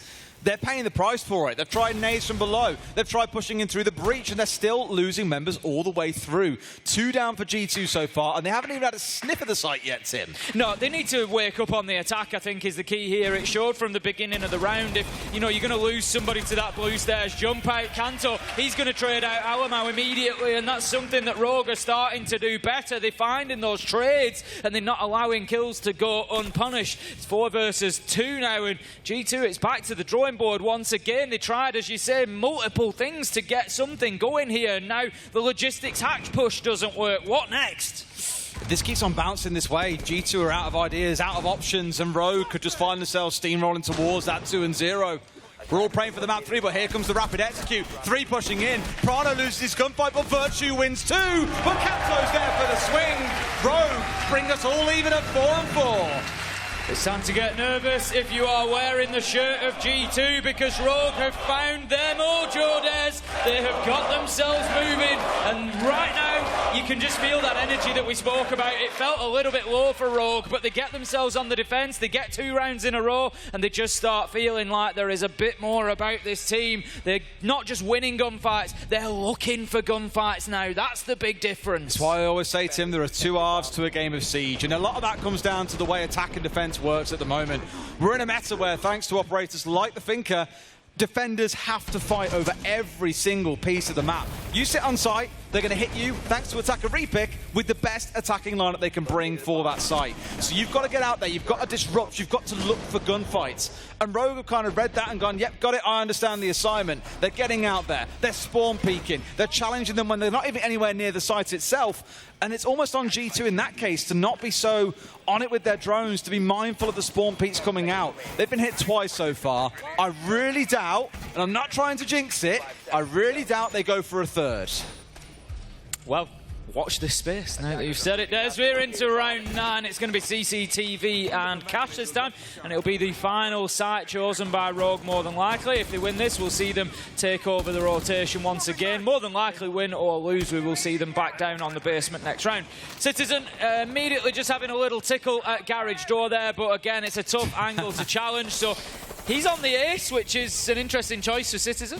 He's going to go in and use those earlier as well. Yeah. This is it. The thing is, he doesn't need to play that operator as any sort of hard support. That's still going to be Prano on the Thermite. Citizen's bringing the ace along because he can use the Selma charges to open garage. He can get the angles that he needs. Once he's done that, he's free to just go and frag, to play that lurking flex roll. And because they needed more of those claymores. Alamal's first action in this round, by the way, was to drop a claymore onto the stock jump out and another one onto garage door. They are just so worried about these runouts and the cheeky plays coming out of Rogue. My only fear would be Deepek has got 2 impacts in back pocket. We've seen teams impact outside garage door, for example, and then go for a run out. If Deepek doesn't get pressured inside a garage, watch out for him looking for that kind of play onto Prano or Doki. Kanto's going to head back up red stairs now, just back in as the gadgets in front of him are destroyed, which is going to make it a lot more difficult for him to stay in that position. The problem being that he can't play through those visibility holes on the deployable shield. He's now sort of got to play blind in that position and just wait for intel, wait for information to know if there's anybody pushing through the breach. And it's going to be Leon likely to provide that. He's going to be taking that tall angle down onto garage stairs, and this is where they have to do something about Deepek. Citizen, Virtue, finding 2. Doki knows there's one underneath. He's just looking for this. He's desperate for the kill. He's not going to find it for the time being, but then yes, Kanto taken down with a long angle diffuser down in the midst. It's 1 versus 4 and crying. He is dead as Virtue finds the kill from underneath, and G2 find their first round in the last 3. It's like I've been saying for a while, Tim, these two teams are starting to come closer and closer in play style, and that right there was a great example. A countdown, 3, 2, 1, we flood site. Doki pushes into garage, holds across in towards lounge, because we know whoever's down there is about to make a move. They read Rogue like a book in that round. They had every prediction down on what their moves would be, and they absolutely destroyed them. Just seeing the replays of the kills raining in there. Virtue with the final one from underneath, just showing the level of control that G2 had. As you say, you know, it was that coordinated push together, but they were confident. They had somebody in garage, they had somebody underneath working in stock. They had all the angles that they needed, and the book was a little bit of an inspired pick, really. We don't often see that brought along too often on that site, but you can open up a lot of that cash floor and make life difficult. You can open up a lot of the CCTV floor and just prevent the defenders from being able to play in those positions. Let's see how things carry on from here then. For G2, 1 more round guarantees overtime yet again for Rogue. There's still 2 more to fight their way back through, and given how they had to do so on bank a little bit, you may well see the same here again. That Mutant Mozzie coming out. We're so used to seeing that on this map. SSG pioneering this back in, God, I want to say it's probably 2018, 2019 time. A very roam-heavy setup, relying on the anti-information or the information denial coming out of those 2 operators to make sure it's a hard call for the attackers to move through. I think Doki knows that Spike was on the hot tub wall, and that's why he's gone into sight like an absolute rocket here. Virtue's going to go in and take out 2 Vulcan canisters, but Doki, for me, he's going to be on the hunt straight away, looking towards Spike on the top floor. The drones are going in ahead of him to try and get him the information, try and spot him out. Spike is potentially going to escape. The drone sees him, but we know what Spike's like, Des. Just because the drone has seen him doesn't mean he's going to back away. He's looking to potentially take that fight, and this could be a key engagement in this round. And here we go. You've got Kanto playing on the upstairs to deny away the X-Kairos going down onto this hatch. They will never be able to stick as long as he is sat above, so they've got to be worried about that. But I want to give a nod towards Virtue now. It's the second time that they've had someone charge down dirt and pop out both Goyo canisters really early in the round. Last time, it was about the 147 mark. This time, it was at 230. So removing that gadgetry that can really slow you down in the late round, I think, is a really smart read from G2. They just kind of slotted it in at the top of their checklist and said, then we can go about our business elsewhere. Citizen's just burnt a lot of X-Kairos pellets there. He's only got 8 remaining, and the hatch still not open. That 1 is not going to be enough. There's going to need to be 1 more, and it's not going to happen. There's no way that they're getting the hatch open now. There is no hard breach left on the side. Oh, sorry, Prano is available, but still, it is not going to be easy for him to get in there with the volume of floor that has been opened up. We've got a Nitro flashing above us as well, and that's going to be detonated, just making it even more difficult here for G2 to try and hold down this kitchen while they get the hatch open. Leon finding Doki in dirt, and it's all starting to go wrong. Aggressive challenge into oil, though, and Alamau level things up 3v3. Alamau stepping his way through, big controller blue and all coming in here. It means the 2 players of Rogue have got to turn their attention southward. So potentially for Prano, who's holding around Kitchen, Virtue, who's also rotating over the same way. A mainstairs push with 45 seconds left is not a bad idea, given attentions are forced elsewhere for the remaining members of Rogue. There could be an opportunity for Prano to open up Church Wall. Might just give them a little bit more of an ingress. Alamo manages to find Leon, but an immediate trade from Rogue. I said it before, I'll say it again. Rogue doing very well on the trade game, but the information is there. Virtue! You've got to hit that kill, Virtue. He knows he's got him down. Surely he's going to finish Deepek off. He's just being cautious. Kanto goes for the challenge onto Prano. It's now effectively a 1v2. Kanto not wanting to overstay his welcome. Virtue finds the kill onto Deepek, finishes things off. 10 seconds left to go. One is going to have to cover, one is going to have to plant. Going to have to open up the rotation there as well with the C4 coming in behind. Virtue's looking the wrong way. Gets the backstabber, now has one left to go. Prano moving off towards the back end of sight here and gone down for the plant. He's on a slither of HP. A single SMG bullet might be more than enough at this point. Tim is shotgunning up some holes here as well to get the rotate through. I don't think he 100% knows where he is. Maybe he's had the call. Prano's watching the right way. Who wins the 1v1? Steps up towards the left and Kanto lands it. We're going up to round 11 with Rogue taking round 10. That's going to make us 5-5 on the scoreboard by the time that Kanto holds on and disables that diffuser. We are looking at potentially a little bit of overtime once again. For now, we are guaranteed all 12 rounds, and this one is turning wild. I love being guaranteed 12, Tim. At the very least, you get the 7-5, but overtime is what we all want to see. We said it at the start, all 45 would be a dream. Rogue heading out to gym and bedroom. We spoke about this earlier on. They will extend out towards the Cash and CC side, and more likely than not, G2 will have to go and break that side open first. And given how good Rogue have been at getting kills onto G2 in the early round, getting up in the faces of the attackers and taking operators like the Finker offline, I'm worried for G2. Difficult situation for Prano there. Low health, knows that he's facing an operator with a big shotgun that even at distance would be able to take him down in one shot. Had to make a move, had to try and do something, but the fancy footwork just wasn't enough. He certainly got stung as he tried to move himself out of there. Kanto once again showing a calm head there to get the round done for Rogue. 5-5 then we head into round number 11. It's going to be gym and bedroom for Rogue. We saw this back in round 8 and it was a Rogue win. G2.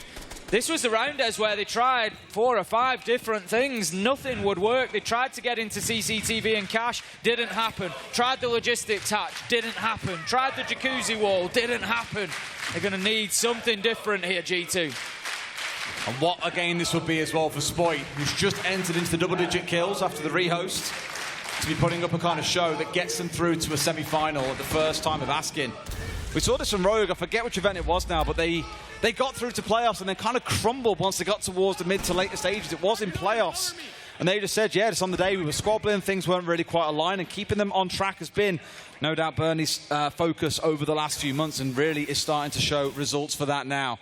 Here we go, though. G2 have got themselves Jacuzzi opened up to start things off, and no doubt also have got the east side opened as well. So the 2 main breaches have been opened up, as Kanto narrowly getting away here as well, dropping himself down into the basement as Cryan works his way back up red stairs to hold down what feels like a bit of a fort for the longest time. Spoit, though, choosing to bail and get out. At least for now, whilst he knows the challenge up top, tries to go for the shot as well, but can't find the man. Name me many other players who would take on that challenge. Just seeing the bullets raining through CCTV window, and rather than thinking, oh, I'd better just dip away from here, thinking, no, I'm going to see if I can get him on the peak afterwards. Absolutely unreal, but Citizen managing to get away without taking any damage there. So still 5 versus 5 in the round halfway mark. We've seen a reasonable amount of operators using those hatches to go up and down and to use the verticality of the map, and Kanto has kept himself alive from that early challenge into stock to keep himself out in the map. Could be a nuisance later on. Keep an eye on Kanto, but the opener is going to come in. Prano gets taken down by Leon. That also means the diffuser is down. I won't say quite in no man's land, but it is out on that hot tub balcony and needs to be recovered. And last time round, Virtue rotated around to that balcony to push him with Prano when it came to the execute itself. So I wouldn't be shocked if they already have it in their back pocket that someone will be getting onto that balcony and pushing in a bit later in the round. I say a bit later, Tim. There's only 50 seconds remaining here, so G2, they need to firm up what that plan is. Kanto's holding around main stairs, it's worth noting as well. So him and Virtue are dancing around each other in kitchen, and Kanto's going fishing, finds a big one. I did say that he may come back to haunt them, could be a problem, and that's exactly what has happened. Alamau manages to get the trade, but Leon is there for the counter trade, leaving us now in a 4v2 role, keeping man advantage very well. Citizen just tagging himself with that alibi decoy for the meantime. You can see how much of a problem they're causing him in the windows. He's trying to fight around them, but Citizen, as he goes in, gets taken down. Spike with a double at the end of the round, and Rogue, they move themselves on to map point and series point. That's it, Tim. Map and series. One more round for Rogue, and they're into our semi-finals to face off against XM.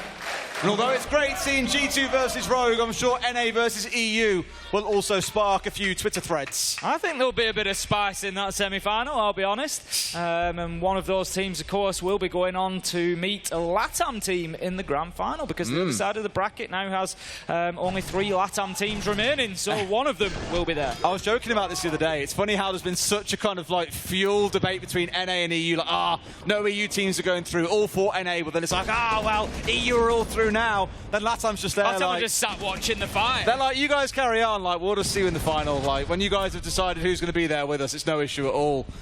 Really excited to see how that side of the bracket plays out. A reminder, of course, we've got FaZe versus Furia coming up after this for our last quarter-final. And the semis play out tomorrow before that grand final. And, of course, our season reveal on Sunday, Tim. Always one to watch. Always enjoy those, seeing exactly what is coming. We're going to see what's coming in the next rounders. It's 6-5 to Rogue, and this could be it for G2's journey. You know, let's not forget where G2 came from. They had a tough start in EUL Stage 2 at a point. Sprabuni and Wrath were predicting only a 4% chance, only in 4% of scenarios, tens of thousands of which were run. Did G2 make it to this stage, make it to the Berlin Major? But they did it. They overcame the odds, they fought back, they won every single game that they needed to. The other results went in their favour, and they made it. But this could be the end of the road for G2. They've got 3 minutes. 3 minutes, there's an attack onto Barton stage to keep themselves alive, to go through to overtime once again. And I love it from Rogue as well. They're bringing it out literally at the last second. When G2 haven't yet seen it in this game, they played every other site but have not stepped onto this one. So with how things are going to shape up here, there could be a few surprises in the wing. Deepek's back onto the old trusty Echo as well, that we've seen him play so well. Leon on the Maestro, really stacking up the information, and all eyes will no doubt turn towards Spoit and Cryin, playing on the Alibi and the Oryx, the real troublemakers on this team, who'll be trying to get up in G2's face nice and early. And that's why Alamau's paid a bit of respect here, and has got the DKB on side. We see the wall into strip opened up very quickly. We quite often see players looking to anchor inside of there, just looking for that late push potentially back in towards site, can hold long angles all the way through to stage as well. Now then, how about this from Deepek? Manages to find Doke in behind the van, but if anybody can get there quickly enough, Cryin looks like he could be on his way here. There we go. Doki's actually going to get away with that, but the garage wall was soft behind him, and Cryin was desperately dashing to try and make it down there to put a challenge in through the wall. This is horrible. Look at it. Like, I've seen hopping up through hatches before, but I've never seen someone drive one outside, hop up, get a little lay of the land, and then get back inside. Oh, no, you do not, Doki! Absolutely removes Leon from the server on the reverse angle. What a shot to hit, and G2 desperately needed that. He doesn't care about the pests that are those yokais. They've come to expect it at this point, Tim. Learn to live with it, you might say. A great reverse angle onto Leon. Again, removes the Evil Eye's active zapping ability, but they can still be used for information. Deepek's still able to race around the site. Again, as you say, just using them from... We see it so much more often. The yokai drones, you know, so infrequently used to actually stop plants now versus just being used in the same way as those attacker drones. And mainly because of Deepek. Yeah, exactly. I mean, it surprises me that it took so long for, you know, for us to say, actually, this could just do the same as the attacker drones, which are actually really valuable. But the focus now coming onto main door from G2. Prono's in. He's thinking about getting a plant down. The smoke is there. He's going to go for it, Des. It's 3v3. I'm not sure he's got the cover, but they don't know exactly where it is. He has managed to stop it with a fraction of a second remaining. Cryin got a boom there and just opened up the vertical holes as well. just got it in time, but Citizen finds Spoit. We're down to a classic 2v2 to decide the fate of G2. Do they stay? Do they go home? So far it's looking like stay, but Deepek, he could be the big clutch. And he has a yokai left. This could be hugely impactful if he's able to stop the plant going down. He's manoeuvring, he's trying to find it. Virtue's going for it. It's 10 seconds left to go. I'm not sure if Deepak has enough to stop to. Citizens found him there. He's gone down. He's managed to get the final kill. And there's it's map 2, and we're going to overtime. 2 maps, 2 overtime. The only thing it deserves now is a map 3. It's the only thing that can sweeten this quarter-final. The second time in this quarter as well that we've seen Deepek hunted down when he sat on those cams. It's unfortunate because otherwise that could have been it for Rogue, but G2 just refused to let go. Well, we asked for it, Des, and these two teams continue to deliver. We asked for 45 rounds. We're currently on our way to 30 potentially inside the first 2 maps, and I'm struggling to remember a quarter-final that has been quite so hardly fought and hotly contested between 2 teams as this one. But G2 and Rogue are certainly delivering in both entertainment and ability here on Clubhouse. It is going to be G2 on the defence, and they're going to start things off down in Church and Arsenal. Now, G2 went 4-2 on their defensive half, so you would have to say there is a potential advantage for them here. I think back to the last time we had a game like this, Tim, and it was probably the down 1 Kia phase game. Stop it. The first 2 maps there were not overtime. It is not coming down to a 1v1 in the last round of map 3. Just picture this with me for a second. Leon versus Citizen to decide it all in round 15 of the 3rd map. I'd pay good money to watch that. I would literally get my wallet and right to now. also watch the banter that goes back and forth straight after as well. Absolutely. It'd be incredible. Here we go then. We're into it with 30 seconds in. We've got Spoit inside the map already, likely to come head-to-head with Dorky pretty soon. I'm not sure if he's going to drop away. He's going to drop nowhere. He's going to drop dead as Kanto manages to find the nade to open things up. Advantage Rogue. It's a good start, and Doki has so often been the opening pick as well. I know he's at 7 and 10, but so many of those have been from spawn peaks or these early bits of aggression, the flashes of crying down main stairs, for example, or Spoit flicking onto him inside of Moto. Just all these little things that have built up in this game must be so frustrating for him to deal with. And equally for G2, it means that without one of their star players that early into the round, I say star players, all of them within their own rights are up there to be called stars. But they have to align, Tim, all 5 at once if they're going to be able to get anything out of this game. Now currently down the 1. Rogue getting themselves set up for sight nice and early here as well. We've still got 1 minute and 40 to play with, and that hammer's being swung away by Kanto. Alman's just watching underneath for that long angle up into kitchen, potentially even further above. But as you say, the site is being softened up by the sledge now. Spoit established at the bottom of main stairs, crying over on blue. Rogue are really starting to build one of those multifaceted pushes. Citizen, no! One tap Spoit down the length of the corridor onto main stairs, and that is the sort of kill G2 might just need to keep them in this. It's not the end of the world for Rogue because they can send one of their players. In this case, it's going to be Deepek into the spot that he was just holding. They've got enough players to pull off this multi-sided 3-2-1 execute that we keep on speaking about. They may even look to try and go through dirt here, as that has been left soft as well, and they've now got a rotation opened up through it. Prano should hear them though if they go for that rotation. For now, everything seems to be focused though on trying to get the kitchen hatch opened up.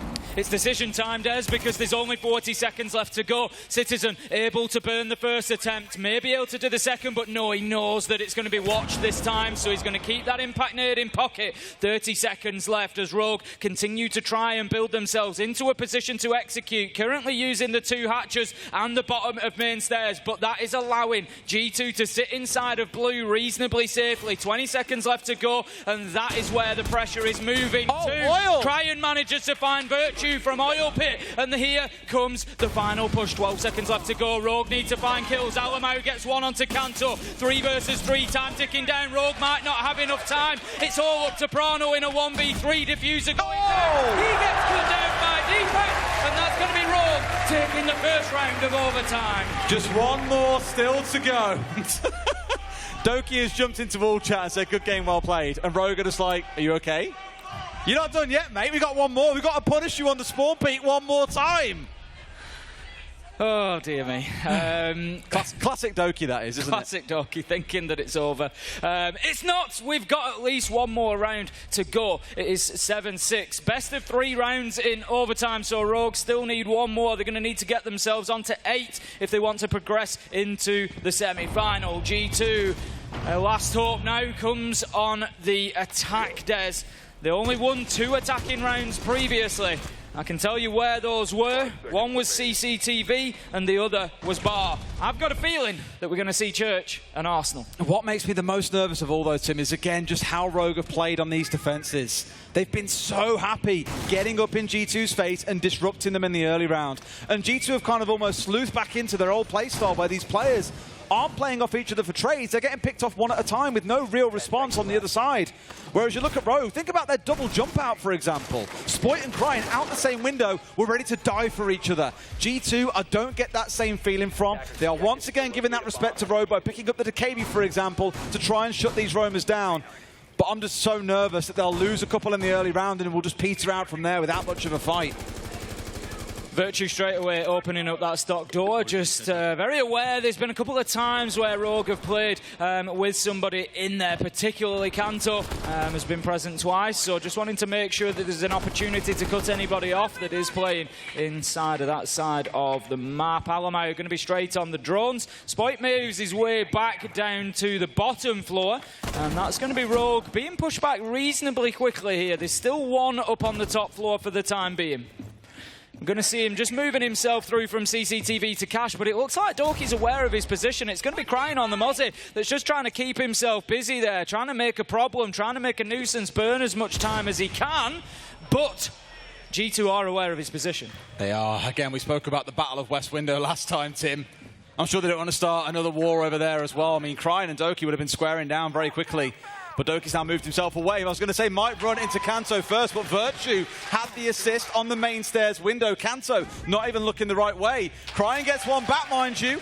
And again, Tim, this is up on the roam on the outsides of the map. There is still so much work for G2 to do to get control before they can even think about hitting the site.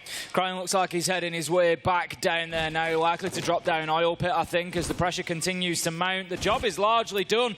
He does indeed get himself back down there, ready to push into Blue Corridor and back onto site, but he's, I'm going to say, not quite ready to give up just yet, but at half health he doesn't fancy a challenge up onto the garage stairs, so he's going to just set himself back and he's going to give that map control over to G2 because it doesn't really matter too much at this point. 1 minute 10 left to go. The Roamers have done their job. They've got a kill. They've burnt 2 minutes. This is pretty good from Rogue. The 1 for 1 and 2 minutes burn, absolutely. I mean, again, think about last round when it was Rogue on the attack. With 2 minutes still remaining, Kanto was swinging that hammer away. Virtue has only just started opening up the verticals, so really, they've got half the time to pull off the same thing that Rogue did, and it came down to a pretty close scenario at the end. Sure, there were 3 versus 1, but that clock was looking low. G2 are going to have to force things here, and that, as I said earlier on, is when big mistakes start getting made. Doki just bringing out the nanobot boost there to try and get some life back in him. Citizen is ready for the challenge. Absolutely beautiful teamwork between Citizen and Virtue there. That's going to take Deepek down, and Rogue, they now feel like they're holding on, Des. It's 3 versus 4, but there's only 20 seconds. The clock might just play into their favour right now. Virtue, he's trying to do everything he can to apply pressure to try and find anybody inside a site, but as you say, this is just going to have to come down to drop and plant and hope that the cover is there. Prano waits for the call, in he goes. He can start putting that diffuser down. Citizen's there, Doki's in blue, but he gets cut down by Leon. Spoit manages to get one as well. Prano, he's going to have to stick this. There's no choice. And that is the round and the match. Rogue are going through to the semi-finals of the Berlin Major. And so well-deserved, battling their way through Bank when G2 fought their way back in, stepping into Clubhouse and working some magic. These boys have worked so hard for this. Stage 1 was the builder. Stage 2 was where we saw the formation, and Berlin is where it was really cemented. I think everybody but Rogue was desperate to see a map 3 there. Such was the entertainment value of these two teams. But ultimately, Rogue were just able to extend themselves to push that little bit harder and find those final kills. And for all the talk that we did of rivalries, of beef, it is nice to see the mutual respect between the teams up there on stage. Well, you can look up to Ian there on the stage. He's there with the boys, and they know just how much that means between the both of them. We spoke about the rivalry, but at the end of the day, all comes together nicely. Let's throw it to Ian to talk with the teams. Des, Tim, thank you very much. The crowd is electric for this one. G2, commiserations, they exit the major here. But Rogue will continue into the semi-final. And I'm standing with the one and only Leon Gidz. Leon, right? To start this off, I could do something traditional. I could just say, what do you think about this? What do you think about that? Or I could just give you the microphone, you can say whatever you want. Yeah. Get in the bin! Oh, what a game. Even though, you know, yeah, it's all for Bruce. I just want to give commendations to G2 as well. You know, they did really shit at the start. Pardon my language. They've really pulled it back. They're doing really well right now. And I'm excited to see what they do in the future. Leon, there's some beef. You know, how real is the beef, right? It's all a bit of fun. When it comes to the end of the day, right, you don't want either of these teams to exit, right? Yeah, we might, you know, me and Ben might have some beef on Twitter and stuff, but it's all fun and games. I love him, really. He loves me too, I think. I'm not quite sure, but yeah, you know, all fun and games. Well, I'm really excited to see what you guys can do going forward. And a man that, a young man that a lot of people have had eyes on is Spoit, and he played really well. Round of applause to Spoit, guys. I know that you're big fans out here. This is a big stage for him, and I imagine you think there's a lot more to come, right? Yeah, a lot more to come. Last EU team in, last EU team to stay. We're going to win this. Right, I've got to bring something up right now, right? Something's been going on Twitter. I don't know if you've seen it, right? People are saying EU can't do chants. Apparently, we're no better than NA when it comes to chants. Now, this man, I mean, let's go, Rogue. It's good. It's good. It's good. Let's bring Rogue back. I don't think they can hear you. However, I'm thinking, right? I know you back me, right? You always have. Yep. So I'm going to try something different. Okay. You know the song, Gold? You are gold, right? Bear with me. We're going to replace gold with Rogue. All right? And the crowd have got to try this. You got to do this for us. All right? Nah, you're not going anywhere. All right?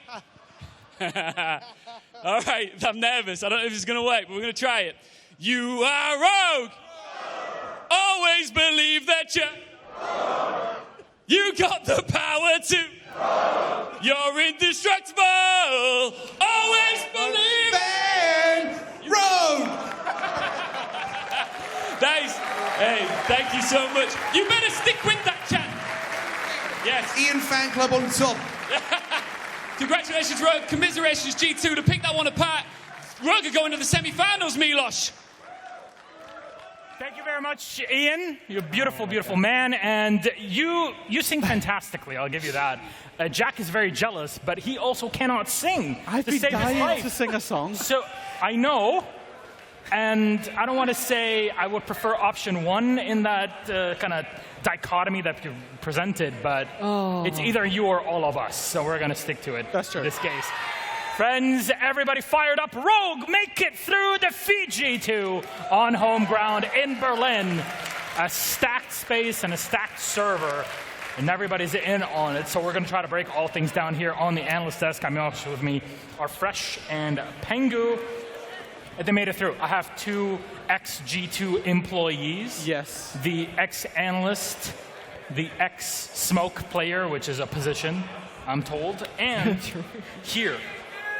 Overtime on Clubhouse. We had 2 OTs. It could have gone either way. It could have been 2-0 for G2, but it went to Rogue. So Pengu, what pushed Rogue over that line? Honestly, not the main resource, but when LMR allowed freedom on the defense, he got so many kills. When G2 got onto the attacking side, he was kind of leashed onto Thatcher. He couldn't really find that many openings for his team, and the few that he did find were very impactful. G2 were to win those rounds. The opening comes to Leon Gidz, for example, on their bar attack. But overall, I feel like the awkward position of G2 not being too flexible on their attacking side kind of cost them their aggression. I think the way the map plays out, and the reason that we say, like, don't get me wrong, I don't think actually either team put in a great performance on Clubhouse, because Clubhouse stylistically doesn't work for either of these two teams. The reason of that do you remember when Citizen was on, he was playing Hardbreach? Yeah, Ace and Hibana. He was playing Ace Hibana. With these two teams, you've got both teams where they're full of frag-capable players. That's the win condition for both teams. When you've got to get your fraggers and put them on support roles and then make them do checklist things, it's ultimately going to fall apart. And actually, I was quite genuinely concerned about Rogue once they got a 3-3 split, because I thought their defenses are not great. They can defend Church, but they found that extra gear, particularly utilizing that aggression of Spoit, those early spawn peaks, those early plays, get the numbers advantage, defend it out from there. I was really impressed with Rogue's defenses this game. Yeah, I mean, I want to point out that Kenzo had that 1-versus-1 in basement as well in Church, and Kenzo's a very emotional player, as we spoke of earlier. Yeah. He played that so calm and collected, just taking his time, C4 to rotate, made a shotgun rotate as well. This is a different kind of Kenzo Raketti than we saw in G2. So I feel like Rogue, in general, they're really good at growing their players into their natural element, if you will. It's weird. Like, I've been saying it from the group stage, is that Rogue played in like first gear in the group stage. They were really, really not great in group stage. They managed to find a way to get through. As soon as they hit the crowd, you saw them at the end. Oh, yeah. They absolutely they feed off the energy, especially when they were going up against such a big opponent, just to find that extra 5-10%. Here's our match summary. 8-6 on Clubhouse for Rogue, victorious. Spoit on 15-9, but things did not look too shabby on G2 either. More playing as a team in comparison to map 1. Yeah, I think so, a little bit more. They certainly understood the win condition, particularly when they were on the defense, but I think once they got on the attack, they were limited by that limiting factor of the map, and unfortunately, it went to overtime again. Such close opponents. G2 have been, they can hold their heads up high this tournament, because even though they qualified, even though they made that miracle run, I don't think there was a lot of expectations, and they've gone over and above that. Pengu. Yes. I want to take a moment here, because a few years ago, you were kind of the young guy, because everybody was young anyways, but you were the young guy. Here, the next generation of esports players, the next generation of Pengus that will make their own names is Spoit, and he is the MVP of our matchup. And you see him on your screen here in the video live as Rogue are kind of getting ready to get off the stage, clear their space. I want to talk about this player and why he is the MVP of this game. Entries 144. He's got the flexibility. Everybody can play Finca, but nobody does it like he does, and nobody does it better, is the reference. I fully agree. And honestly, the thing about Spoit is that, sure, he can hit shots, sure, he's a decent aim, but when Spoit came from essentially ranked into Pro League, I was always thinking, what about discipline? What about holding yourself stuck in a corner or knowing that you shouldn't swing this gunfight because there's no reason to risk it? Spoit has that discipline since day one of EVO Stage 2. Absolutely. And that's what impressed me the most, because that is something that some veteran players still have yet to learn. So once again, I just feel like Rogue as a team, they built an environment where the players can thrive, and I'm sure their feedback team is super accurate, saying, this is your weakness, you got to work on that, and then they improve upon it. And that's the whole Rogue ethos, right, is that they've not tried to slot him into a system. They've not tried to shoehorn him into a role. They build the team around him. Yeah. He's allowed some of that freedom, but he is, I can't think of a better way to express this. He's like a dog on a leash. Leon lets him go, pulls him right back in when he needs to. And that's how that team operates. Looking back at how Citizen would actually use that reference in, reference to Doki and the photo that G2 posted, we're coming to Berlin, keep capital of the world and all of that. But, it happens, fair enough. More people on leashes is what Jack likes to talk about. How about we take a look at our bracket and kind of pull this all in, remind you of the matches that have gone through so far. Xset taking down Wolves 2-0. Rogue taking down G2 2-0. Incredible matchup. Highly recommend you go back and watch it if you missed Rogue v G2. That's Xset versus Rogue, set in as one of our semifinals for tomorrow. W7M taking down Elevate 2-1. Also excellent series, especially come map 2 and 3. They'll be sitting in the semis, waiting the winner of Furia versus Face Clan. Now, we've said goodbye to a few teams. We're going to say goodbye to G2. So, first up, you want to say something, Jack? Yeah, I mean, it's kind of bittersweet, really, because like I said about G2 is that they overachieved. This roster overachieved from a 4% chance. That's the narrative that we've got to talk about, is they were wrote off. They obviously made their changes. This team had to take a lot more responsibility for themselves. They took that responsibility, and that was great. And on the other side, Pengu, you were on this squad. Yeah. There's some changes on the horizon. There are changes coming. As you guys may or may not know, this was Shaz's last tournament with G2. His contract is not going to get renewed. And frankly, I don't know if he's going to get another team, or if he's going to retire or take a break, etc. So I want to thank you, Shaz, for all you've done for us, because everything for us started with success. And right now, it didn't end that way for you, but you worked your butt off for 7 years, achieving more than any other coach in the esports space in Rainbow Six Siege. You were up all night for every single part of the roster you've been on, making sure that we are the most prepared as possible for every single outcome. So honestly, thank you so much. You had an incredibly fucking amazing career. Thank you for making me a part of that journey. One more time for Shaz, everybody. There you go. Shaz, one of the most decorated coaches in esports in general, but the most in Rainbow Six. Yeah.